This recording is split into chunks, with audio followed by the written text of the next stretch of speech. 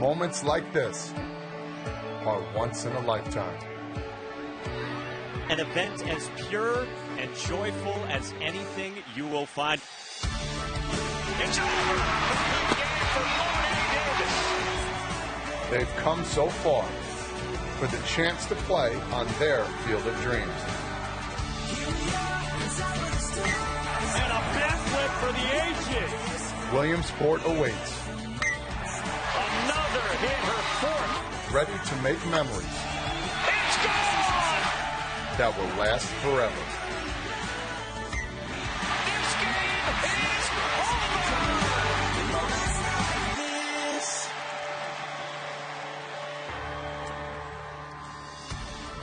over! Back in Whitestown, Indiana, this is where the rubber meets the road in the Great Lakes Regional. Winner to Williamsport in the Little League World Series, which starts a week from today, down to Jasper, Indiana, and Hinsdale, Illinois. We had 5 teams come here to Whitestown. Kentucky, Michigan, and Ohio have bowed out this week. Now it's down to these 2. Hi again, everybody. Alongside my partner, former Houston Astro great Chris Burke. I'm Clay Matvick. It's great to have you with us for this exciting contest. This is a rematch from Saturday, Berkey. Illinois won that game in a shutout 3-0, but this one is different. This one is for all the marbles. Yeah, it is. And you're talking about 2 little leagues that have never been to Williamsport. So a lot on the line for these youngsters today. It's a rematch, but it's a much different Indiana team than this Illinois club saw the first time around. With that said, Illinois has just been a juggernaut since the start of state tournament play, 8-0, including that great comeback against Kentucky on Monday right here. Yeah, 8-0, but 2-0 here in Whitestown, and this last one almost got away from them, down 2-0 in the 6th. It was 2-1 at this moment right here. Ground ball to shortstop. Looks like they're going to be out at home plate. Instead, Sackley scores. The game is tied, and then in extra innings, back-to-back doubles, including this one by Emiliano Nepomuceno, his first hit, a walk-off double in this regional, and Illinois advances to the championship game. Meanwhile, Indiana, they've come right through the losers bracket since that 3-0 loss to Illinois back at the start of the tournament. So they've been on a roll. They feel like they've got a lot of momentum right now. No question about it. They got shut out in game 1. Never the way you want to get started off in a tournament. But fortunately for them, double elimination. They have been rolling since. 20 runs, 23 hits in the last 3 games. So it's an offense playing with a ton of momentum. So there you have it. We're set. Great Lakes Championship coming up. And the right to go to Williamsport to the winner. We've got Indiana. We've got Illinois. Big crowd in attendance in Whitestown. Game starts next.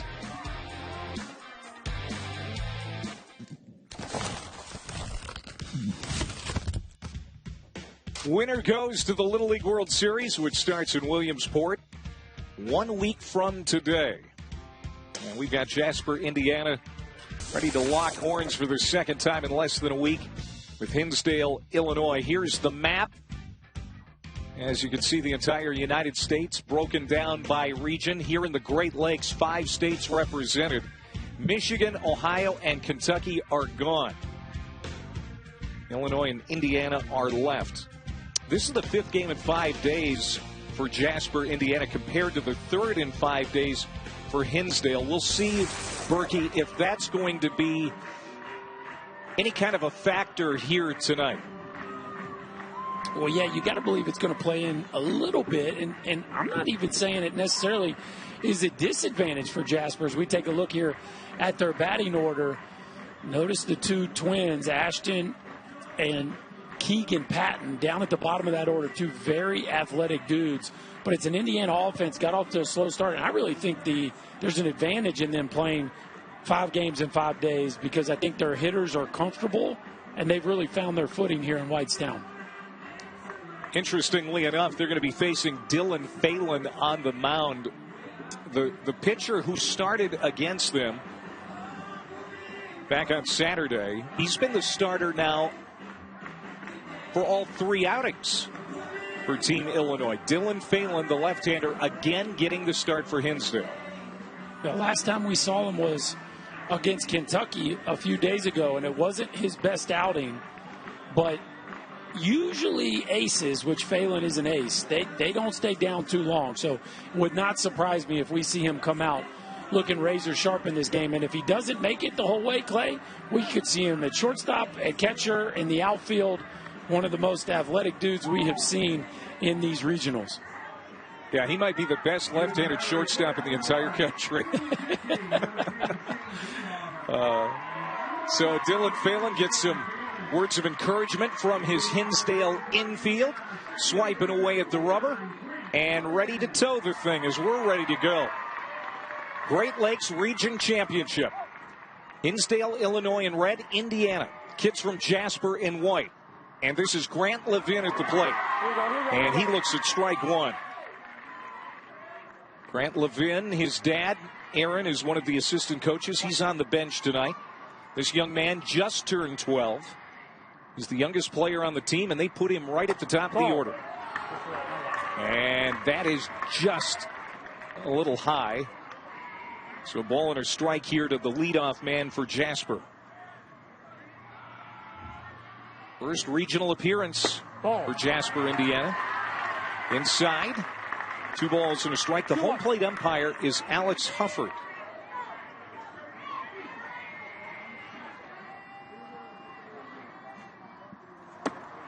Phelan's pitch. And another strike. Levin working the count. Seen 4 pretty good ones. Haven't pulled the trigger yet.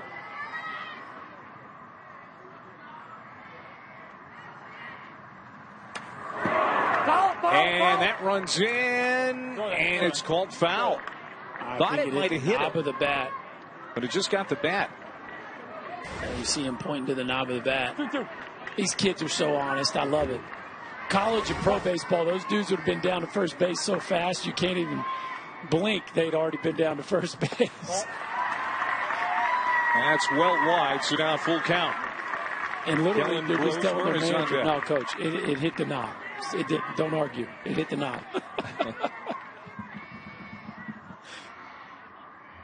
It's about the spirit of it. These kids got that down. Levin, fairly deep right center field, but it's tracked down by Kellen Goodwin, who covers a lot of territory out there. 1 up, 1 down. That ball was smoked. I think Levin got most of that one, but Kellen Goodwin just too rangy out there in center field. Tracks it down. Phelan gets a first out. Leadoff out. This is Kellen Brosmer now, the manager's son. His dad, Jared Brosmer, in the first base coach's box. They call him K-Dog. Has a couple of older brothers. And that pitch from Phelan is outside, a ball and a strike. Brosmer, Berkey, has been really swinging it well as you look at that. 4 for 10. He has driven in 3 this week. 1-1. Weak ground ball to third. Alex Babanco is there. And I'll tell you what, the defense for Hinsdale in the first 2 games of this regional, Berkey, has been really good. Yeah, fantastic. As you said, Brosmer been swinging the bat well, but just not able to get the good part of the bat on it. Illinois only 1 error through 2 games, and a tough hitter retired there by Phelan. Phelan starts Hagan O'Connor outside. Hagan O'Connor, 2 for 8 with a couple of runs batted in this week. His dad, Shane, is on the coaching staff. In fact, he's down in the third base coach's box.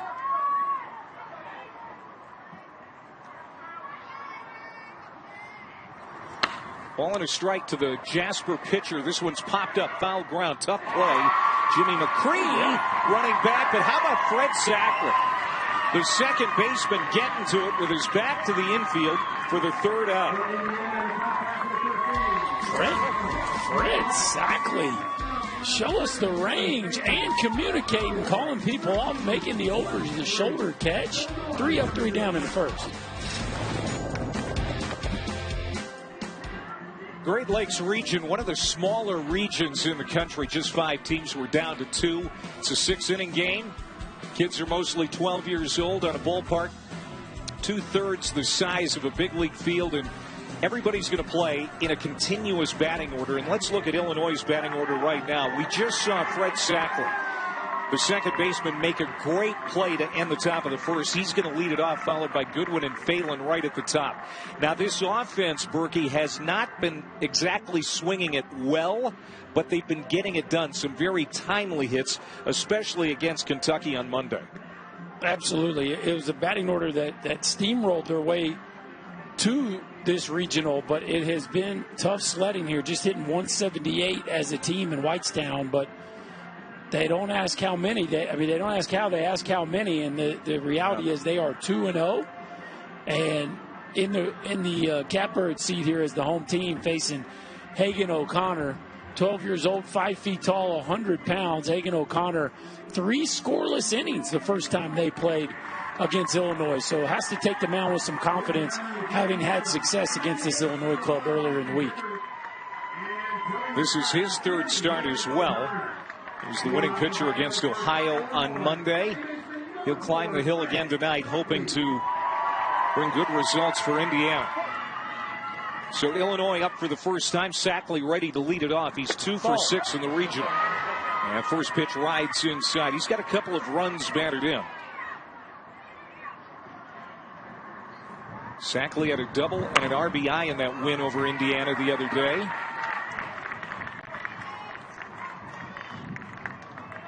Loves Notre Dame football and cheeseburgers. What a combo. Who can argue with that? Yeah, Americana at its best right there. Yeah, for sure. That's inside. Catches the corner. 1-2 to Sackley. As Hagan O'Connor tries to find an early rhythm. Knocked foul. O'Connor's not going to overpower you, but it's a steady mix of fastball, breaking ball, and a whole bunch of strikes. Just 2 walks in 5 1/3 so far here in Whitestown. 1-2 pitch. And another foul ball. Barely missed getting that inside the white line. Sackley making contact here and making things difficult early on here for O'Connor. Again, there is a pitch count. So trying to see as many pitches as he can. Oh. And he sees another one. It's 2-2 here to the Hinsdale leadoff hitter. Hinsdale, a western suburb of Chicago. A lot of folks have made the trip here to Indiana and Whitestown from Hinsdale. Standing room only club. A lot of Jasper folks too, of course. Looks like we got a packed house and all the way wrapped around the outfield as we get an appeal here on this swing. No, he didn't. And walked him. That was an 8-pitch at bat for Fred Sackley, and he draws a leadoff walk here in the first.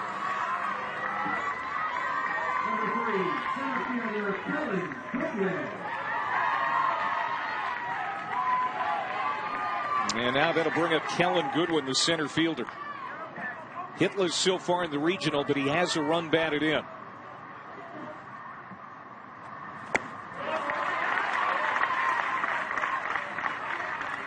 Good pitch right there. Right back at him after a leadoff walk. And boy, for this Illinois team, they'd love to see their center fielder get the bat going. As you said, Clay, hitless so far this tournament. That's going to get past the first baseman, Quinn Bachman. And over to third goes Sackley. So runners at the corners now here for Illinois as they're making noise in the first inning. Well, I think this one, I don't know if it took a weird hop. It looked like Bachman was in front of it. Next thing you know, he's reaching for it with his bare hand. just kind of an awkward-looking play, but great start here for Illinois with their star up and runners on the corners. So Illinois without a hit yet, but they've got runners at third and first. That's going to be an error on Bachman. And this is Dylan Phelan now, the big left-hander. Ball. Phelan, 2 for 4. Went 1 for 2 with the walk in that win over Indiana on Saturday. 1-1 put in play. Could be 2. They're going to go to second for 1. And that's all they're going to get. Run comes in as Sackley scores. Dylan Phelan with a productive fielder's choice. It's 1-0 Illinois. Hits it off the end of the bat. Levin goes with the backhand flip, and it didn't have a ton of steam on it, but just enough to get the lead out. Nice job. You're not going to turn that double play against Phelan, so just make sure you keep the runner out of scoring position. Woo! Here comes right fielder Michael Kipnis now. Very fast outfielder. He has really good bat speed, according to the coaches. Puts this one back up the middle, and it's going to get into center field. Dylan Phelan keeps on chugging right into third base. Runners at the corners again as Jasper having a hard time defensively here in the first inning. Well, that's a missed opportunity. This looks like a 6-3 double play, and Brosmer just comes up empty, thinking about making sure that he touches the base as he's catching that ball. And they end up with nobody. Block this stuff out. You guys understand that? What are we doing on that ball? You're halfway to first base. You got to pivot and throw and chuck it to him, right? What are you doing on that ball? What do we do when the baseball comes to us? Secure the baseball first, right? Secure the baseball first. First team to slow it down is going to win this game, right? Let's get in there. Let's slow it down. Hey, we got 2 calls, first and third. Good. Hey, first and That's third. good advice, Berkey, as this team now has a couple of errors here in the first inning. Yeah, I love it. Don't just go out to the mound to make everybody try to feel warm and fuzzy. Coach them up, right? They got to slow down and start making some of these plays. They've been shaky here to start the game, and coaching them up and telling them they got to slow their heartbeat down and get off the field here, because they got a chance to be down here a couple if they don't start making plays. Here you go.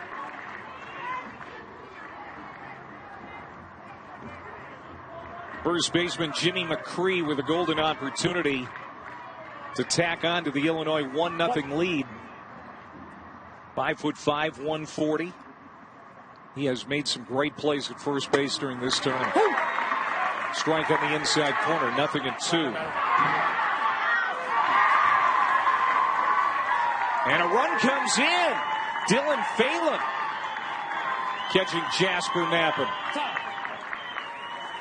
A little double steal action right there as Kipnis goes to second, and they relay the ball from the pitcher. Watch, Kipnis breaks on the throw. They relay the ball from the pitcher to the shortstop, and even though Kipnis is called out at second base, Phelan with his heads up scores on that throw, and Illinois sneaks a second one across the plate.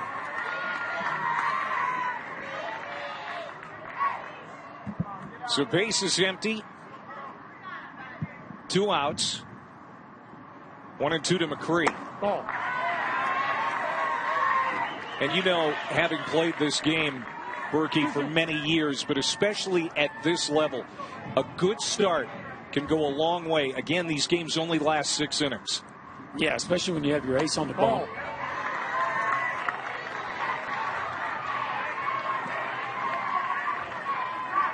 Full count.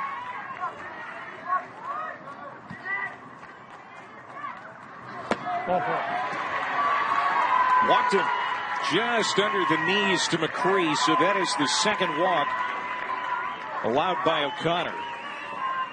And Bihar will come up as the inning carries on here for Hinsdale, leading 2-0. Winner goes to Williamsport. This is the catcher, Shane Bihar.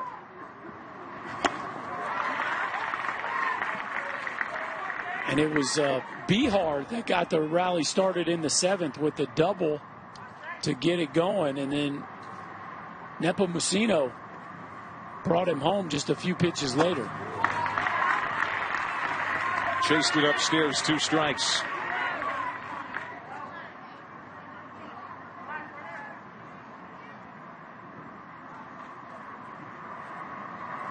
Ball. That's a good pitch, but good discipline there by Bihar to lay off of it.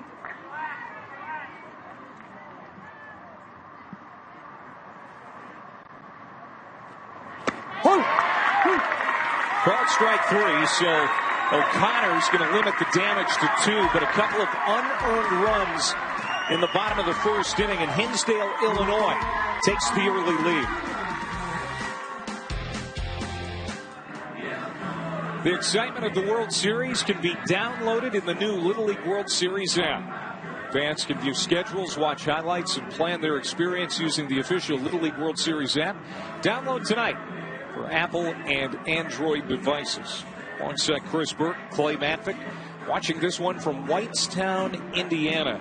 And both teams have tremendous fan bases in attendance because so much is at stake. Weather's good, a lot on the line, good baseball. This is what summer's all about. This is it right here. We got a packed house. Illinois off to an early lead, but this team from Indiana have been swinging the bat well lately. Something tells me they'll have a run here at some point.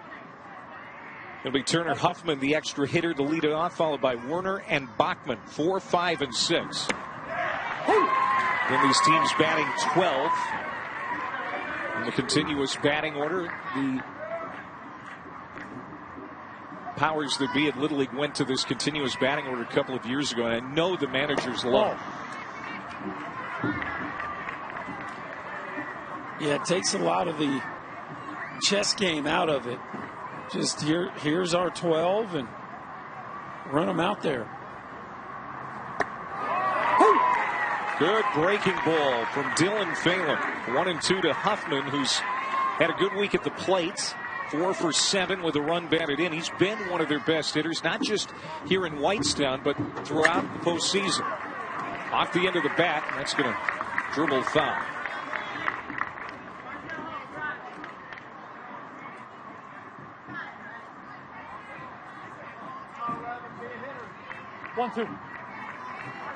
Turner Huffman, big 12-year-old. 1-2 pitch. Counts even, and this will be pitch number 20 for Dylan Phelan. Get up to 85. Well, good at bat here. Left on left, just hanging in there. Love to see a young left-hander stick his nose in there when he's facing a southpaw. They don't get a ton of these at-bats off quality left-handers at a young age. Vivanco again showing out that strong arm at the hot corner. 1 down. Yeah, he telling Phelan, dude, hey, I got it. You don't have to come over here and play third base. You pitch, I'll play third. Phelan running around there almost made that play. Sometimes he might be too athletic for his own good when he's playing pitcher. This is Quade Werner now, another extra hitter in this Jasper, Indiana lineup. Big Reds fan. And he might be their fastest player, Berkey. This guy can move. He hits one to the gap. Most likely it's going to be third base. Big physical kid, too. Hadn't run into one yet here in Whitestown, but he's capable of running a ball out to the wall.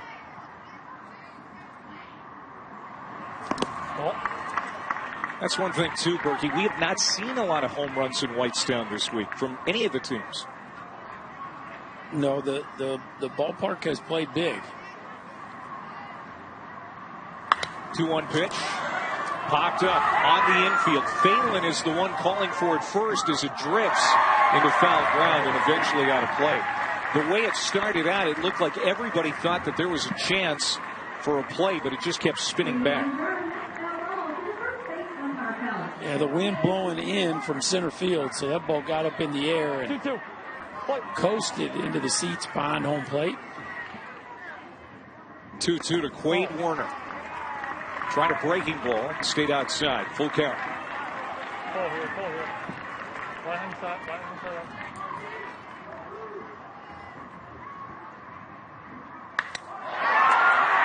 That's it well. High and deep. Left center field. Against the wind. Goodbye home run. Well, we were talking about it. And then Quade Warner bucks the trend. Cuts right through the wind and drives it out to put Jasper on the board. Big, strong, and fast. We knew he was capable of it. The matter was he going to run into one? And he gets the barrel out in front. And this is a no-doubter from a kid who can juice a baseball. That ball goes into the lake through the wind. What an impressive swing of the bat right there by Quade Warner. First hit of the game, first home run of the tournament for Jasper. And it's Quade Warner's second hit of the regional. Now Indiana's on the scoreboard. Ball and a strike now to Quinn Bachman, the first baseman. Bachman 1 for 8 this week, but he has driven in 5.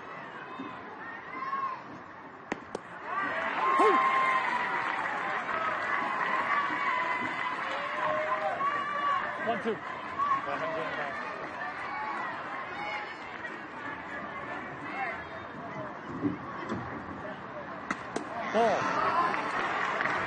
This crowd absolutely went nuts. The Jasper faithful. Yeah, it's about 120 miles south of Indianapolis. Jasper, Indiana, half an hour from the Kentucky border.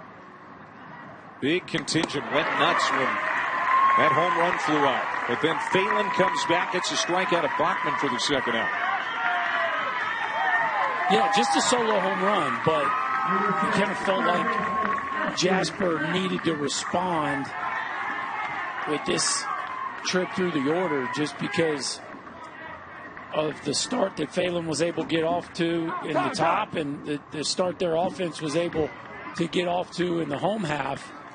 Jasper needed something to go their way, and boy, did it with Werner's loud swing of the bat.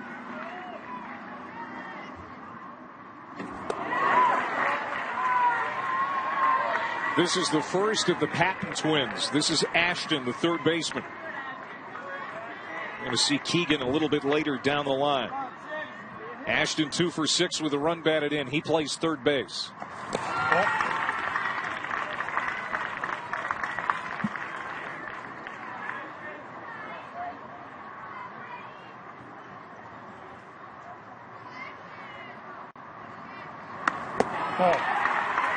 And that's upstairs. 2 balls and a strike.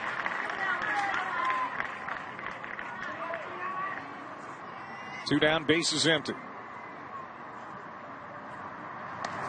Hold it. Here you go. Welcome to Whitestown, Indiana. A lot at stake here tonight in the Great Lakes region.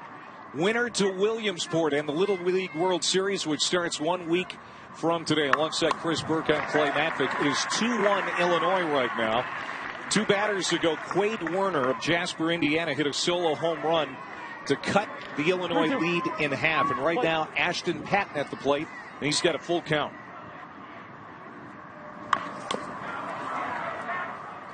And that's a foul ball. We've seen some early offense. And Patton is going to be out. And that's the third out. And now I think there's some confusion.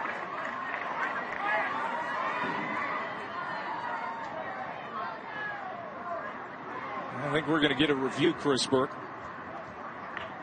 Yeah, home plate umpire Alex Hufford saying that ball rolled across home plate.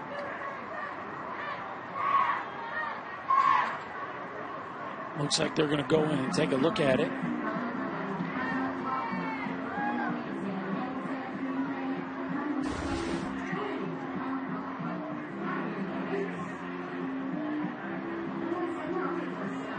Well, can't see it there because where Phelan is, but I mean, Alex Hufford's right on top of that ball. I don't see how he would get that one wrong.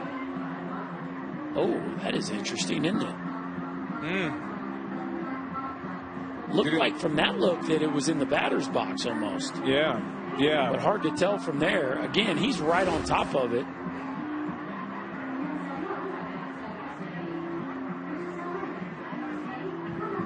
Well, they're going to go to the review.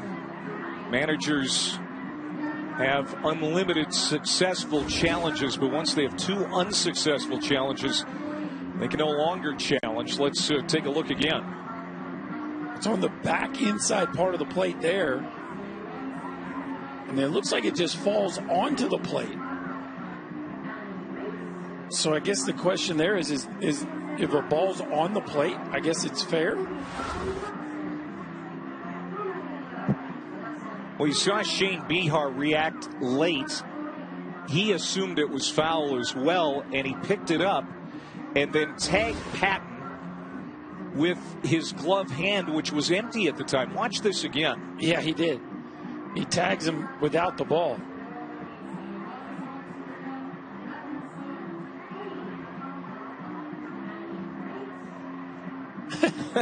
He tags him without the ball.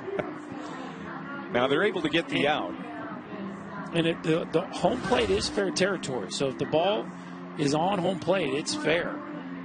And it does look like it rolled back onto home plate, at least part of it.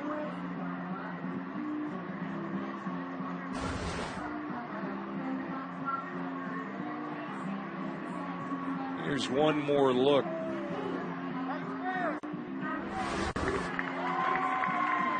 That's a fair ball, and he is going to be called out. So the call is upheld.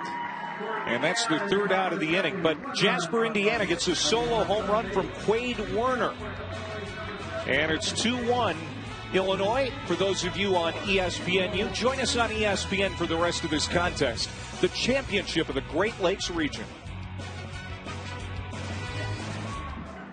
Well, there's Quade Werner's home run ball from the Indiana's 2nd inning. Solo shot that lands in the lake. Here's our bracket in the Great Lakes region. Indiana and Illinois, the last 2 standing. And the winner of this one tonight heads to Williamsport and the Little League World Series, which starts August 14th, 1 week from today on ESPN. He's Chris Burke. I'm Clay Matvick. It's 2-1 Illinois. And Hinsdale is getting ready to hit for the 2nd time. This is Emiliano Nepomuceno, the shortstop, who's had a really good tournament. Last time we saw him, he was hitting a walk-off double to beat the team from Kentucky in the 7th inning. That's a ground ball to third. Ashton Patton is there. His throw is up the line. Nepomuceno is going to head for second base. And he is going to stop there. So Patton fielded it cleanly, but the throw was just off target. And so Illinois has a runner in scoring position to start the 2nd inning.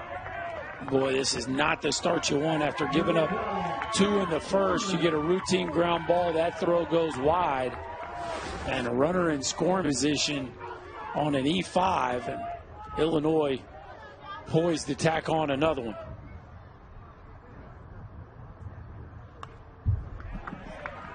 Nepomuceno is the 6th Illinois runner to reach base without a hit. This is Grant Wanless at the plate now. Wanless is 0 for 4. He is Chad Wanless' son, the manager. He's down in the first base coach's box.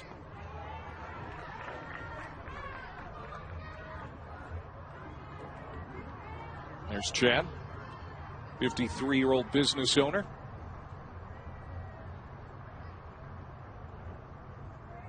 Hagan O'Connor on the mound. He'll deliver, and it's fouled off. 1-2 to the big extra hitter. Wanless takes a big rip at it. This is a dude that we talked about it with Werner. Wanless is one of those guys that if he runs into one, he could jump ship here as well.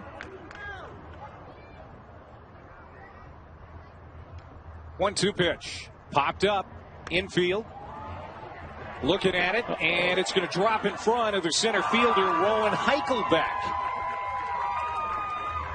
I don't know that Heichelbeck saw it real well because he had a late charge toward the baseball. So everybody says it looked like Heichelbeck broke back and was already playing deep to begin with. And again, it's a big yard here in Whitestown. That ball falls easily into shallow center field. You like to see Levin or even Brosmer maybe make an attempt to get out there and help their center fielder out, but the infielders didn't give chase at all, and so first and second here, nobody out. First hit for Wanless, so now this is Ethan Chan, also an extra hitter in the Illinois lineup. He's 1 for 4 in the regional. He had one of the team's 3 hits in that 3-0 win over Indiana back on Saturday. And we're seeing a similar thing here tonight for Hinsdale. Not a lot of hits, but a ton of traffic on the bases. One of the things that they did so well against Indiana the first time around was get base on balls. They had 6 walks in that game. Yeah, again, this is a Hinsdale team that hasn't exactly slugged their way to the championship, but they've figured out enough ways to manufacture runs.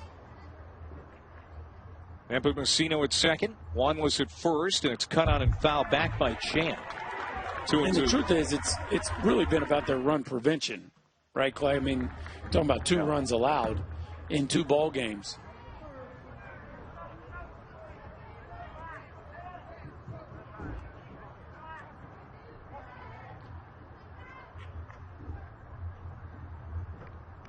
Two, back up the middle, rolling, backhanded by Levin. On the bag for 1, and he got the double play.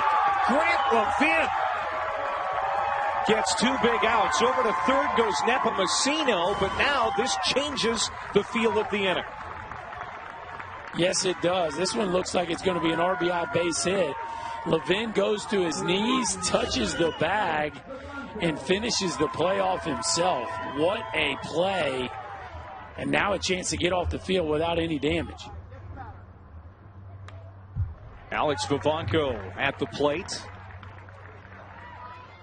Illinois third baseman. Also plays a little short. We've seen him on the mound. He's 1 for 4 here in the Great Lakes Regional. His parents, Erica and Adrian, watching this one intently. 1 strike, the count on Alex. O'Connor's pitch is cut on and fouled back, so it's 0-2. And now O'Connor just 1 pitch away from getting out of this jam. Yeah, doing a nice job of just hanging in there. Keep throwing strikes.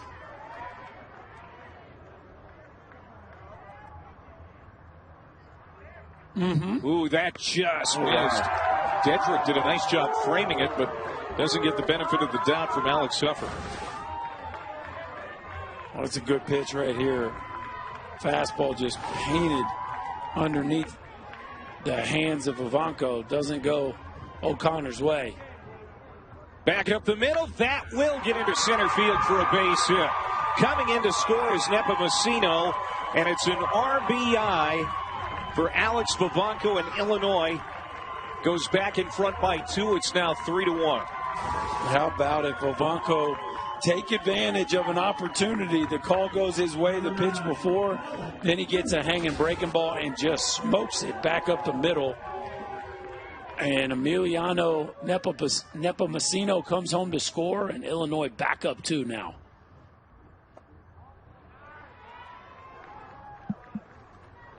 This is the last of the 3 extra hitters in the Illinois lineup. It's Colin Boots. Persian rice and chicken. That sounds good about now, I got to tell you. Ground ball to first. Quinn Bachman will collar it and step on the bag to end the inning. But Vivanco, with a timely hit, gets another one on the board for Illinois. It's now 3-1.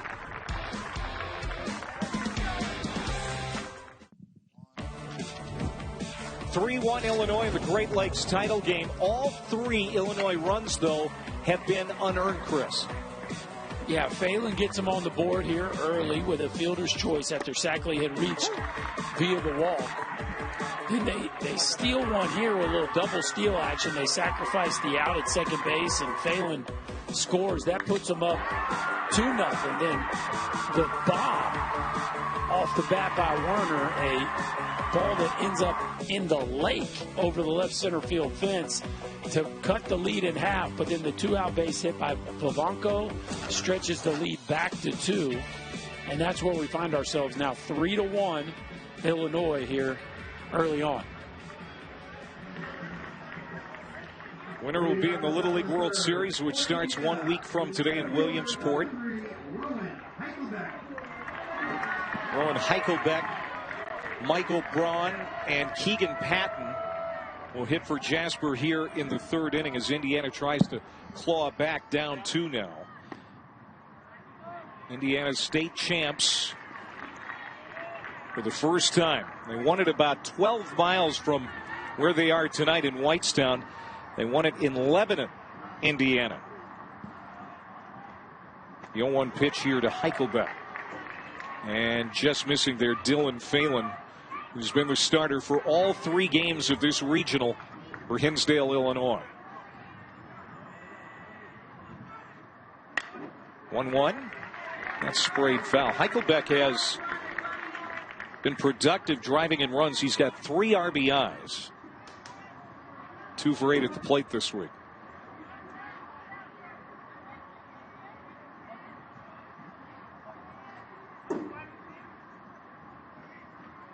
And stepping off is Phelan.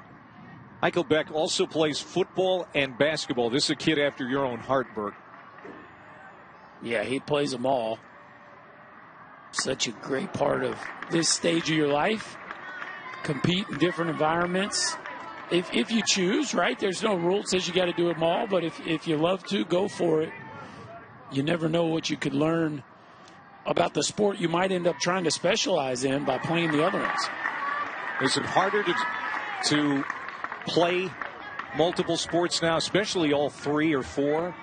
I think in high school it is. I don't. In youth sports it shouldn't be. I think all coaches in all youth sports should be encouraging that. But when you get to high school, I do think the schedule and the time demands, and there's a lot less rules around practicing in the off season of sports. So the high school coaches are able to do more with kids in all parts of the season, and so it becomes a much more difficult task to do it once you get to high school. Pitch number 7 of the at-bat, called ball 4. Heichelbeck draws a leadoff walk. First walk allowed by Phelan.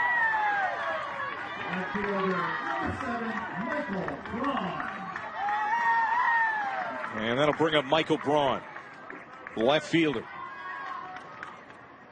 Very quick outfielder. 2 for 7 in the tournament. He shows bunt. It's up and in. Michael is the grandson of Mike Braun, who's running for governor here in the state of Indiana.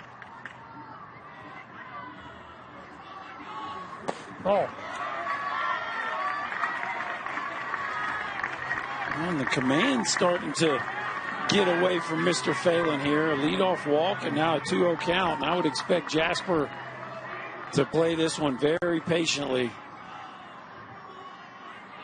Braun showing bunt again, pulls the bat back and looks at a strike. It's 2-1. This is the bottom part of the order. Braun in the 9 hole. Patton, Keegan Patton in the 10 spot to hit next. William Shipp and Landon Dedrick rounding it out. 2-1 pitch. Got it down. Is it going to stay fair? Oh, no. It does. Oh, no. And did Bihar make a mistake?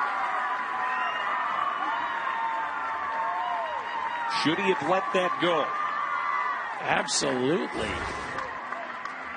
You see Phelan very disappointed that his catcher, like, what's the hurry? You've got no chance to get anybody out, and Bihar just kind of loses sight of where he's at on the field, and now 1st and 2nd with nobody out. Fantastic bunt, by the way. It was a good bunt. It wasn't an ideal pitch to bunt, and he got it down.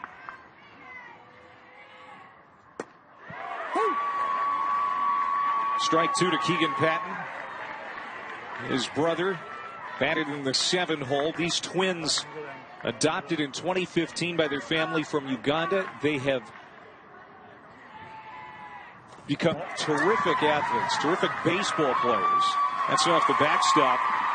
Heichel back to third, Braun to second, and now Patton can tie this game with a base hit perhaps. How about it? Jasper answering right back after Hinsdale added another one in the bottom of the second.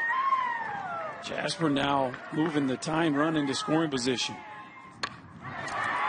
Swung on, put in play over the mound. Backhanded by Sackley. He's going to go to first. That's his only play. But a run comes home as Heichelbeck scores, and it's now 3-2. Nice job moving the baseball right here. Fastball off the plate, hits it off the end of the bat. Patton flying down the line. Nice play by Sackley to get the speedy Patton. But moving the baseball allows for this second run to score. Now just a 1-run ball game. Braun goes to third on the play, and William Shipp will try to drive him in. The extra hitter is 1 for 6 with a run batted in here in the regional. Shipp also trying to bunt. He pushes it foul. And we've alluded to the pitch count a couple of times, Berkey. Right now, considering where we're at in the third inning, Dylan Phelan, how's he doing here? 1-1. Play. Yeah, I mean, he looks sharp to get this game started, but you know, this inning certainly not his best. It looks like they're going to ride him. They've been able to keep him available. Looks like they're going to just ride him out and see where he takes them. Maybe not as sharp as he could be, but certainly has him right in the middle of this ballgame. You see the command kind of keeps coming and going here in the third. Just not quite as sharp as we saw the first 2 innings. Just shy of 30 pitches to work with yet here for Dylan Phelan. Max is 85. Ground ball right back to him. Looks the runner back at third, throws to first. That is textbook. That is a master class in holding the runner at third base and making sure you get the out. 2 down. Just so smart and athletic, and doesn't help or doesn't hurt that you're left-handed, so you're kind of facing that way when you catch it. But the poise to just take that extra breath, hold the runner. The runner actually went all the way back to third. Then you just flip your hips and play catch with the first baseman. Now you got a chance to keep that lead intact. Ball. This is the last man in the order for Indiana. Landon Dedrick, the catcher. Landon, 1 for 4 in the regional.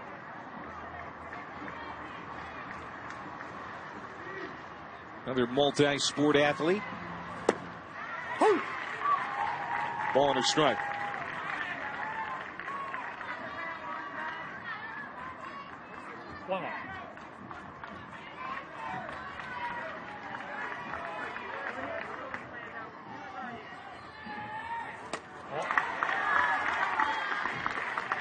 Indiana with a home run last inning. They've plated a run here in the third inning. They've been playing catch up with Illinois throughout this contest so far, but they're right in it. A base hit would tie it. Up and in, 3-1. Yeah, been playing catch up, but also doing a nice job of staying within striking distance. One swing of the bat right here, and we got ourselves a tie ball game. Here we go, Landon.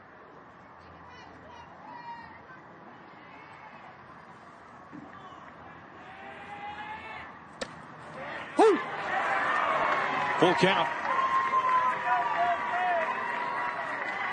3-2. 1 strikeout so far for Phelan. He could use one here. Get his team off the field with the lead intact. And he got it. That'll do it in the top of the third inning. But Indiana gets another one. 3-2 Illinois. Phelan getting his team off the field, keeping the lead intact. Illinois up 1.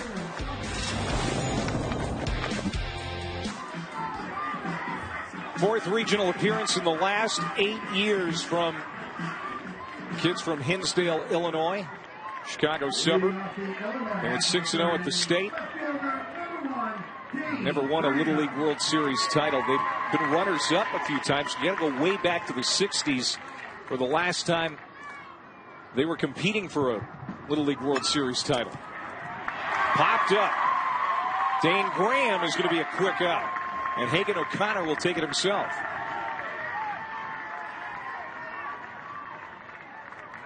Well, that's a quick start. A pitch and an out.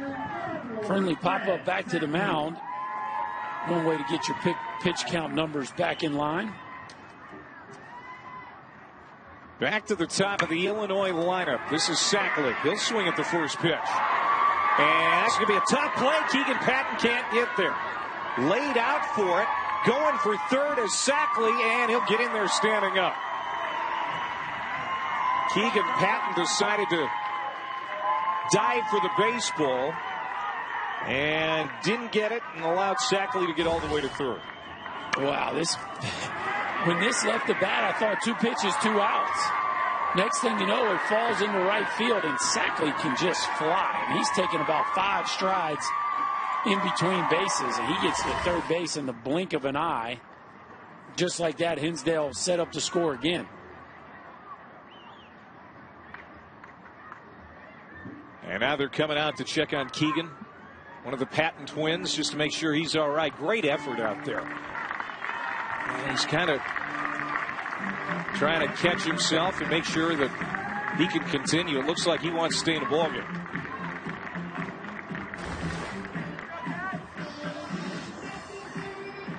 Well, it's just a hard fall. Like maybe he got the wind knocked out of him, but you talk about all-out effort. Putting your body on the line for your team. First triple of the regional for Illinois, and it comes from Fred Sackley. Setting the table for Kellen Goodwin now. Goodwin reached on an error his first time up. You're right about Sackley and how well he runs. He comes from an athletic family. His uncle Nick played in the NFL.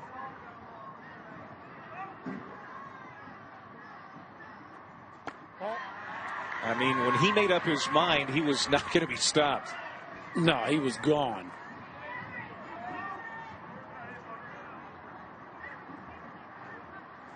Ball and no strikes to Goodwin. And that's going to get on a play. I mean, we're in the middle stages of this ballgame now. We play 6 innings in Little League. Every run so important, and now a fly ball to medium deep outfield. And Sackley would score to make it 4-2. Or a base hit might score. Kellen Goodwin coming through. It's 4-2 Illinois. Just a matter of time before Kellen Goodwin got it going. Gets a fastball kind of up and in, and he just gator arms it to the backside of the field. Patton charged and tried to make it interesting at first base, but Goodwin just too fast. Hinsdale back up too. Boy, these teams just kind of trading punches. Ball. First hit of the regional for Kellen Goodwin. His brother Grant played in the 2022 regional here in Whitestown, and now he's got an RBI to make it a 2-run Illinois lead again. As Dylan Phelan comes up, he had an RBI in the first inning on a fielder's choice, and then ended up coming home on a double steal. We've talked about how heads up this kid is. Very high baseball IQ. Well, so far we haven't seen him look uncomfortable anywhere on the field, and he's playing positions that in a lot of regards don't necessarily translate, like shortstop and catcher, and especially when you're playing them left-handed, which very few people ever do past the Little League age, but he makes it all look easy. Swung on, hit deep, center field, and that is gone. Goodbye home run. 2-run shot for Dylan Phelan. Who cares that the wind is blowing in tonight? And it's now 6-2 Illinois.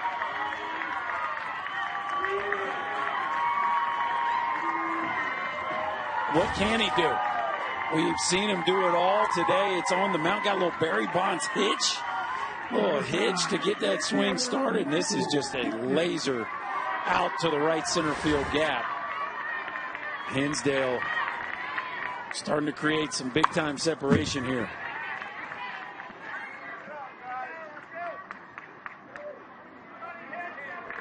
Now this is their biggest inning of the regional. They have scored 3 times here in the third.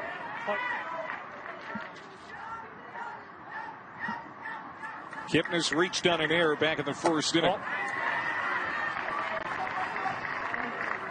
1-1.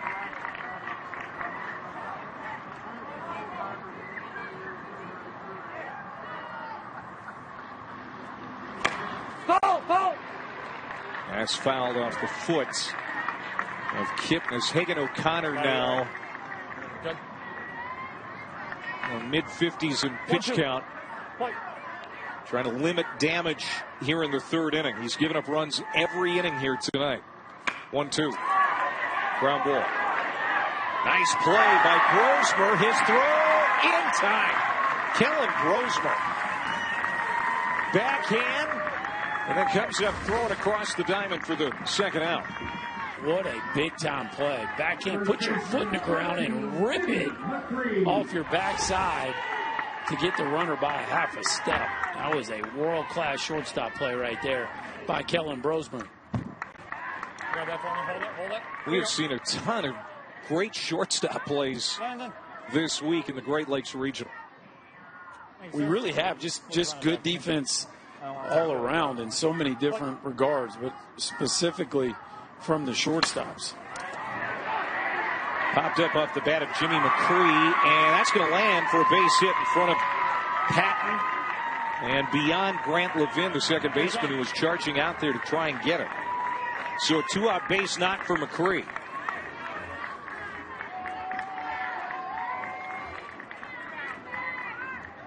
Number 2, the catcher, Shane Bihar. This is Bihar. Good, Shane. Shane Bihar, the catcher, struck out looking to end the first. His second plate appearance tonight. He swings at the first pitch.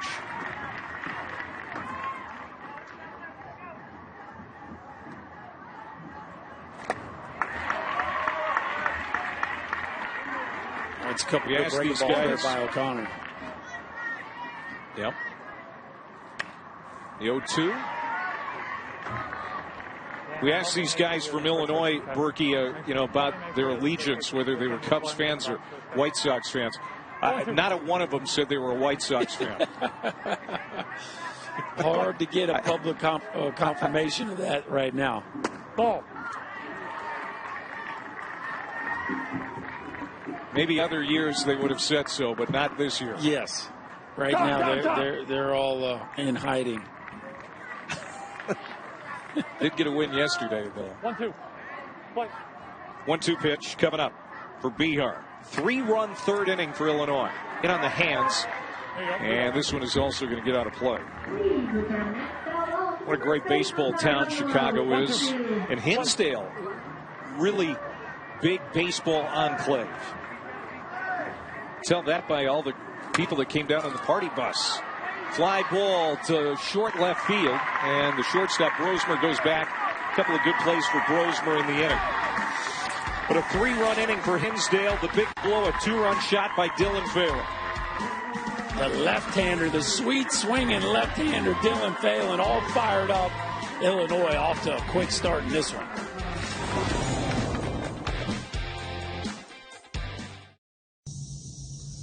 Hey guys, this is Scott Rowland, and I'm from Jasper, Indiana. I watch you guys tonight. I'm so proud of you. I'm rooting for you. Do me 2 favors. Come home dirty and tired as hell. Let's go Jasper Wildcats. How about the words of encouragement from the Hall of Famer Scott Rowland, native of Jasper. Said it before, located about 120 miles south of Indy. Here for the first time in the Great Lakes region, and they're down in this ball game, but there's still a lot of time for Jasper. They have scored runs in each of the last 2 innings, Berkey, And they have just come back to the top of the order. Grant Levin ready to hit to start the fourth. And this is a team that has shown no quit this week. Remember, they were facing elimination the last 3 games. Yep, no stranger to adversity. This Jasper bunch has plenty of punch in them to get back in this game. And I think goal number 1 is to get Phelan off the bump. Still has 21 pitches to work with after that one. As he starts Levin off with a strike. Grant Levin, a fly out to center his first time up. You and Scott Rowland go way back. We do. Scotty, ball game. The Great Wall of St. Louis, as we used to call him. The one of the best players, certainly one of the best third basemen of his generation. And well deserving to be included into the Hall of Fame. So happy for him. One of my favorite guys to hang around with. I got to be in spring training with him in 2010, and that dude made me laugh. But watching him go about his business was appointment viewing. When he would take ground balls at third base, it was like Game 7 of the World Series. That dude was locked in. He didn't have to take the most reps, but they were all game night. Here you go. He was a pro. That's what you'd say about him. He was a pro's pro. He was also an All-American basketball player that signed to go to Georgia, was going to play both basketball and baseball until he went in the second round of the draft to the Phillies. Ground ball to second. That's Sackley, and he rarely makes a mistake.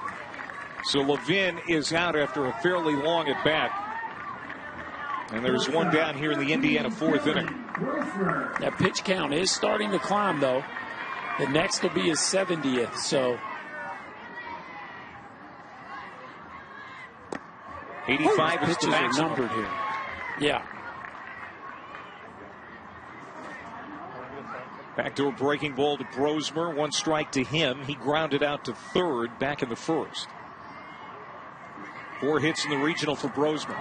He's played a solid infield. Chased that one a bit. 0-2. 0-2. The winner goes to Williamsport next week.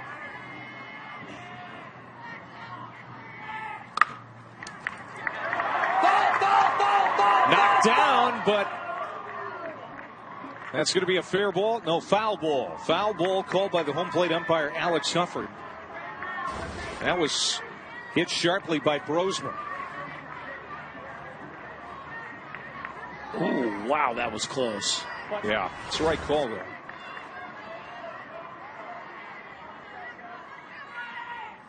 The 0-2. Another foul ball. You got to say this. Maybe the strike zone a little tight at times, but Alex Hufford behind home plate has done a fantastic job.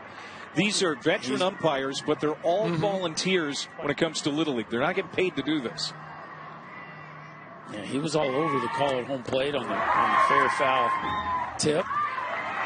Strike 3. Bihar has to throw down to first, second out. And as close as that one was, I'm with you, Clay. I think he got that one right. Yep. Number 20, pitcher, Hagen O'Connor. Hagen O'Connor now the pitcher for Indiana, who's been in the game from the outset. Popped up to Sackley at second base. His only time up. Hagen O'Connor, a guy that can play just about anywhere on the field. Besides pitch, you'll see him at short, third, catch, and play him in the outfield. Those guys are invaluable. That's why they're chosen for the All-Stars. And I think you got to give Hagen O'Connor a ton of credit for the way he's handled himself on the mound. It hasn't been his best outing, but you haven't seen him pout or slump his shoulders at all out there on that mound. And he draws a 2-out walk here in the fourth. So Indiana with some life. And the cleanup man, Turner Huffman, coming up. Huffman has done some damage this week. 4 for 8 in the tournament. This is a big guy who can leave the yard.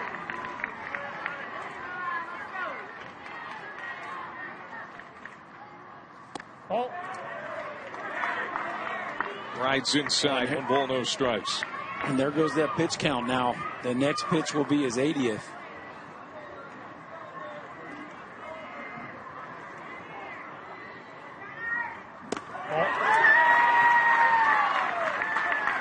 All of a sudden, Phelan has lost command. No reason to swing here. I know you got strong hitter up in Huffman, but 2-0 count down by 4 with the pitch count getting so close. And he doesn't. And that might be the word of advice for anybody following Huffman this inning. Take a few.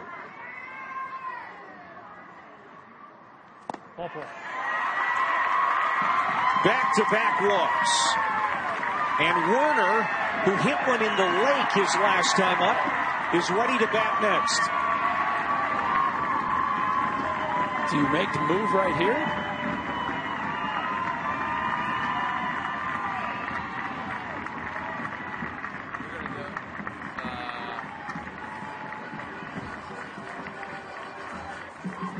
His dad out to have a chat. Damon Phelan. They're going to stay with him. Looks what do you like. think of that move? Well, he's your best guy, and you're in a situation where they've got one of their scariest hitters up to bat. That being said, this hitter also took you deep last time, and the command seems like it's left him. So my instinct, he knows what he has left in his pitching staff better than I do, but my instinct would have been that was it. They're going to stick with him. Oh. And another one outside the strike zone. So he has started the at-bat to Werner, and now he can finish it even if it goes beyond 85 pitches. 9 straight balls thrown by Dylan Phelan. Woo! That's a backdoor breaking ball that lands in there for a strike. It's 1-1 to Quade Werner. That one just wrapped around the outside of the strike zone. Big pitch to hopefully get him back on track. Let's see if Werner's ready for a strike right here. Big swing and a miss. Just got a piece of it. So it's 1-2.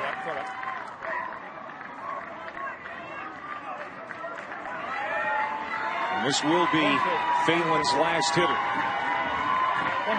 Hoping he can end the inning here and keep a 4-run lead intact.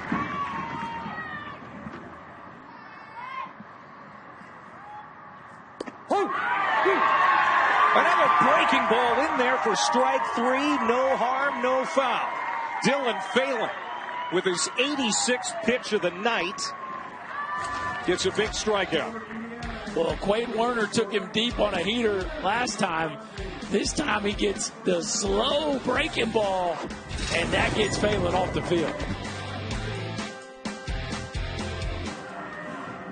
You can find Little League on Facebook, X, Instagram, YouTube, and TikTok at the official handles at Little League.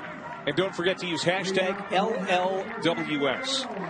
Alongside Chris Burke, who played Little League Baseball before going to the big leagues, son Clay Manfred. It's been fun here in Whitestown, Indiana, watching the Great Lakes teams face off for right to go to Williamsport. The Little League World Series starts a week from today. Right now, it's a 6-2 lead for Illinois as they hit in the 4th. Hit sharply.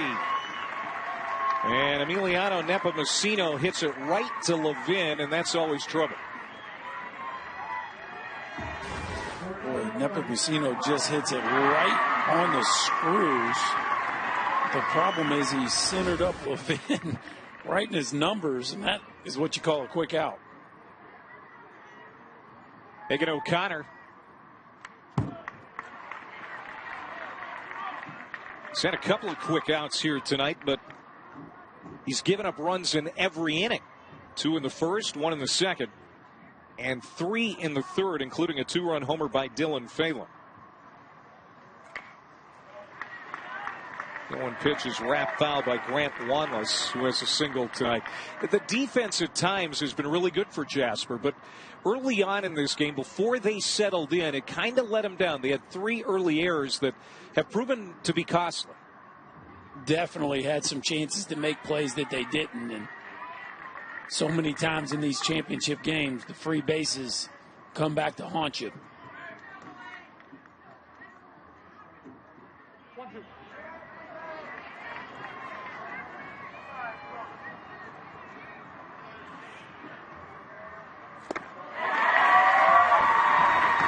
Wanless strikes out. 2 down here for O'Connor, whose pitch count is now in the upper 60s, so keep an eye on him. Yeah, again, though, you just can't say enough good things about Hagan. O'Connor continues to just stand on the mound and compete. Same body language he had to start the game. You see here in the 4th, down 4 runs. He has not blinked. Things have not gone his way. The defense hasn't been great behind him, but his body language has not changed. Ethan Chan at the plate, 1 strike count, wrapped into a double play in the 2nd.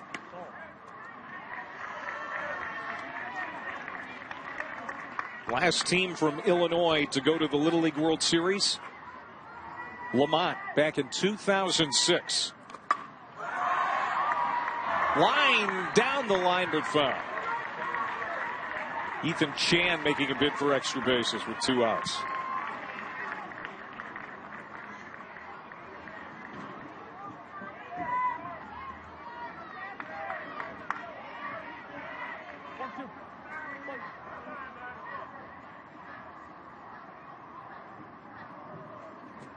Connors 1-2.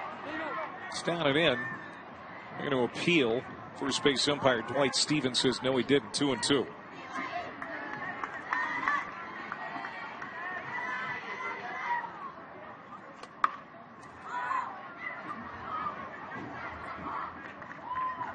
That's going to land foul on the tarp, which we have not seen pulled out today, thank goodness. Yeah, we've had a nice run of weather this week, haven't we? Sure have.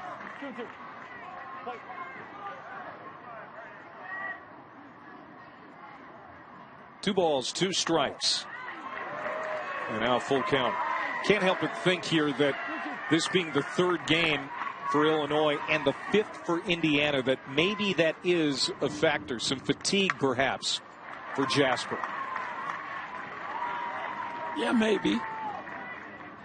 I think probably the workload of the pitching staff is part of the reason O'Connor's still in this ball game, 75 pitches deep. Popped up. Good at bat for Chan. He's going to have nothing to show for it, but he does run up O'Connor's pitch count. It's a 1-2-3 inning for Hagan as Indiana tries to get back in the 5th.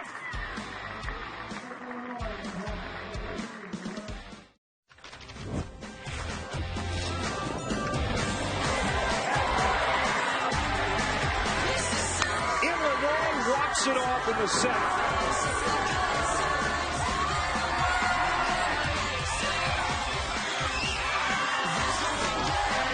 It is going. A grand slam.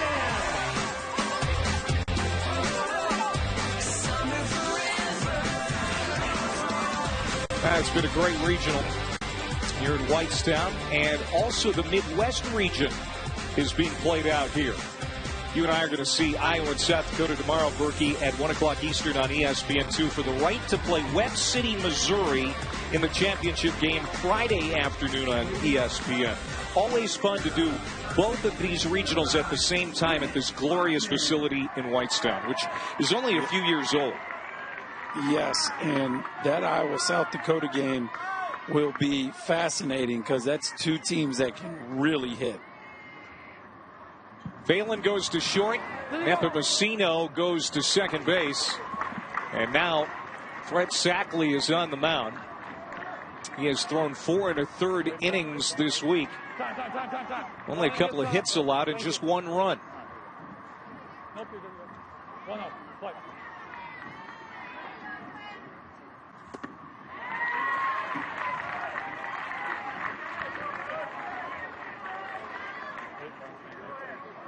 Quinn Bachman to lead it off, followed by Ashton Patton and Rowan Heichelbeck for Indiana. Need to find some offense. They're down to 6 outs. Popped up. Here you go. Here you go. And it's going to get out of play. Please return the ball to the first base umpire Cabana. Thank you. Sackley closed the game out the last time these two teams played against each other. Couple scoreless innings.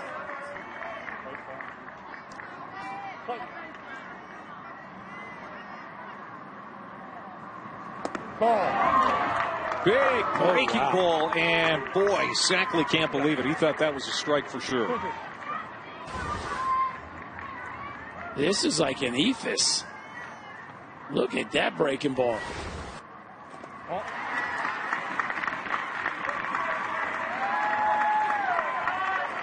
And maybe that worked against his credit because it had such a hook to it. Didn't get the benefit of the doubt. And that's ball 4. That's unfortunate for Sackley. He was ahead in the count at one point. And so Quinn Bachman is aboard with nobody out for Ashton Patton.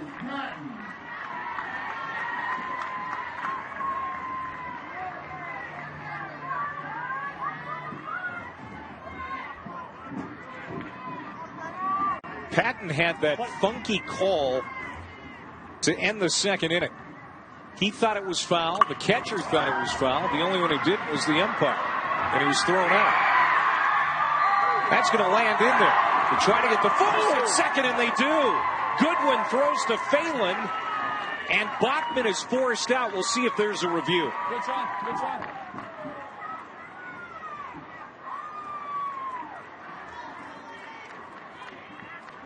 Phelan taking over at shortstop. Yeah, as we said he would when he'd leave the game, and he gets over there a little late, but you got to believe maybe. Well, he's right there by the base. He just kind of looked like it's a late stab, but I guess there'll be no review. That was a close play. I'm surprised we didn't see a review on that. And so now Heichelbeck is out, so there are 2 down, and that brings up Michael Braun. Number 7, left fielder Michael Braun.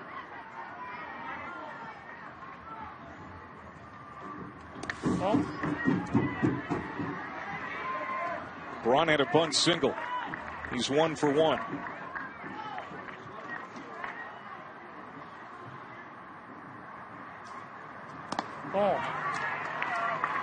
Pitch misses down for Sackley.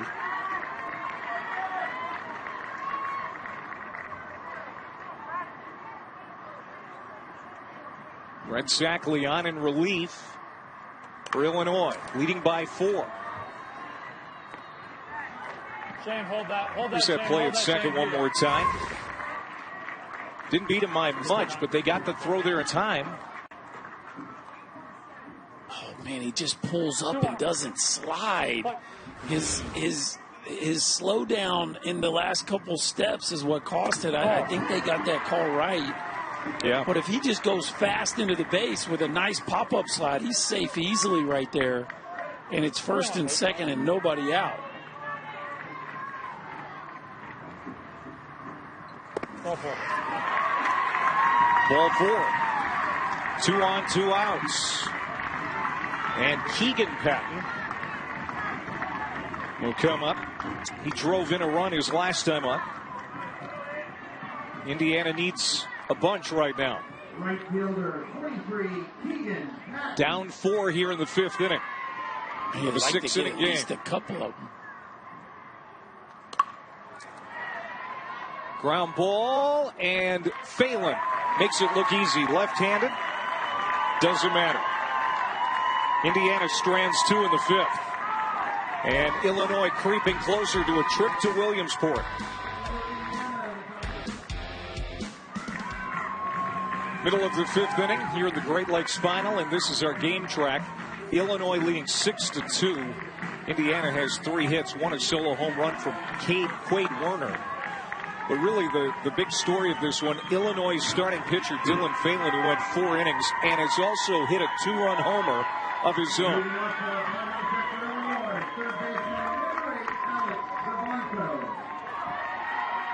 Illinois will look for some insurance here in the 5th. Alex Vivanco, Colin Boots, and Dane Graham. 10, 11, and 12 in the lineup. Hagan O'Connor started this game for Jasper, Indiana. He's still in there.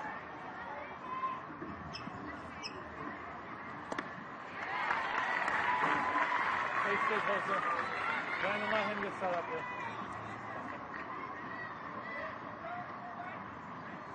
Ball under strike to Vivanco. To Patton at third. Little hesitation, but still gets him. Just help me make sure they're setting the box. That's 5 in a row set down by O'Connor. Yeah, O'Connor looks as comfortable at this stage in the game, 78 pitches deep, as he has the entire outing. Again, man, he has just not blinked at any point in this ball game.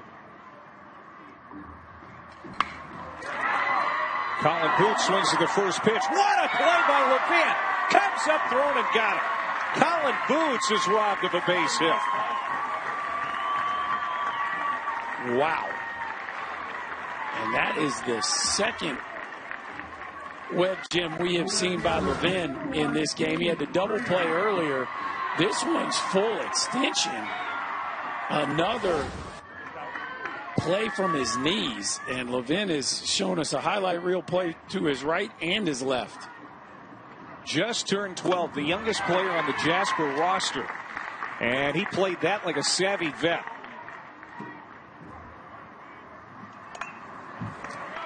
Ball on a strike to Dane Graham. He fouls that one back off the mesh. It's 1-2. Looking ahead, Berkey, to the Jasper 6th inning. They're down to their last 3 outs. It's Ship, Dedrick, and Levin. 11, 12, and 1. Not ideal for Indiana, but you know they've still got 3 outs to work with, and they've been known to be a gritty team this week. Yeah, they absolutely have. And it's 2-2. pretty impressive the way really both of these teams have competed. The fact Indiana dropped their first one still live, the way Illinois came back against Kentucky. Both these teams worthy of being here in this championship game. But only one will advance. And right now, Illinois just 3 outs away from taking Hinsdale to their first ever trip to Williamsport. That was the 85th pitch for O'Connor, but he can finish the hitter, Dane Graham, trying to end his day with an out. Get Indiana back in the dugout, and that's going to be another foul ball. Clay, our buddy Carl Ravitch is listening, and he just sent me the list of all-time left-handed shortstops in Major League Baseball history with Phelan out there. You know who's included on the list? Lou Gehrig. Get out. Lou Gehrig had an appearance at shortstop.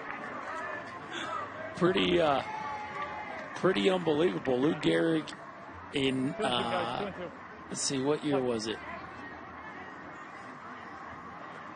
I'll find it here at some point.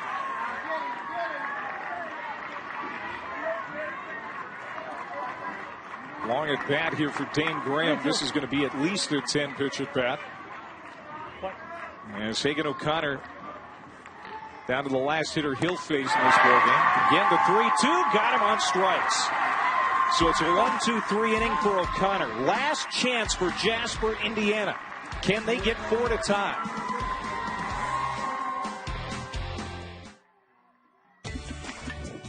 We go to the 6th inning in the Great Lakes Championship game. The state champs from Indiana, the state champs from Illinois. And Jasper, Indiana, down to its last 3 outs, trailing by 4. It's been a great week here in Whitestown. It'll be William Shipp, Landon Dedrick, and Grant Levin. 11, 12, and 1. And Sackley stays on the mound here in the 6th. There is a watch party taking place in Jasper, Indiana at the historic Ostra Theater. They're rooting on. Hoping for a comeback. We know that Scott Rowland is watching tonight, the Hall of Famer. Hoping for a Jasper comeback. And Hinsdale's in the driver's seat, needing 3 outs to get to Williamsport. Swung on and missed. 1-2 here to William Shipp, who's 0 for 1 tonight with a comebacker to the mound.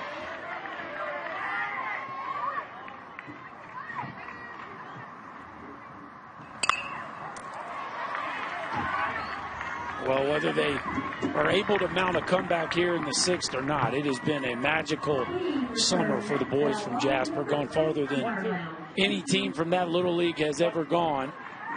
And they have made history. Of course, they're hoping for one last special run here. Can they mount a historic comeback? It usually starts with the leadoff guy getting on base.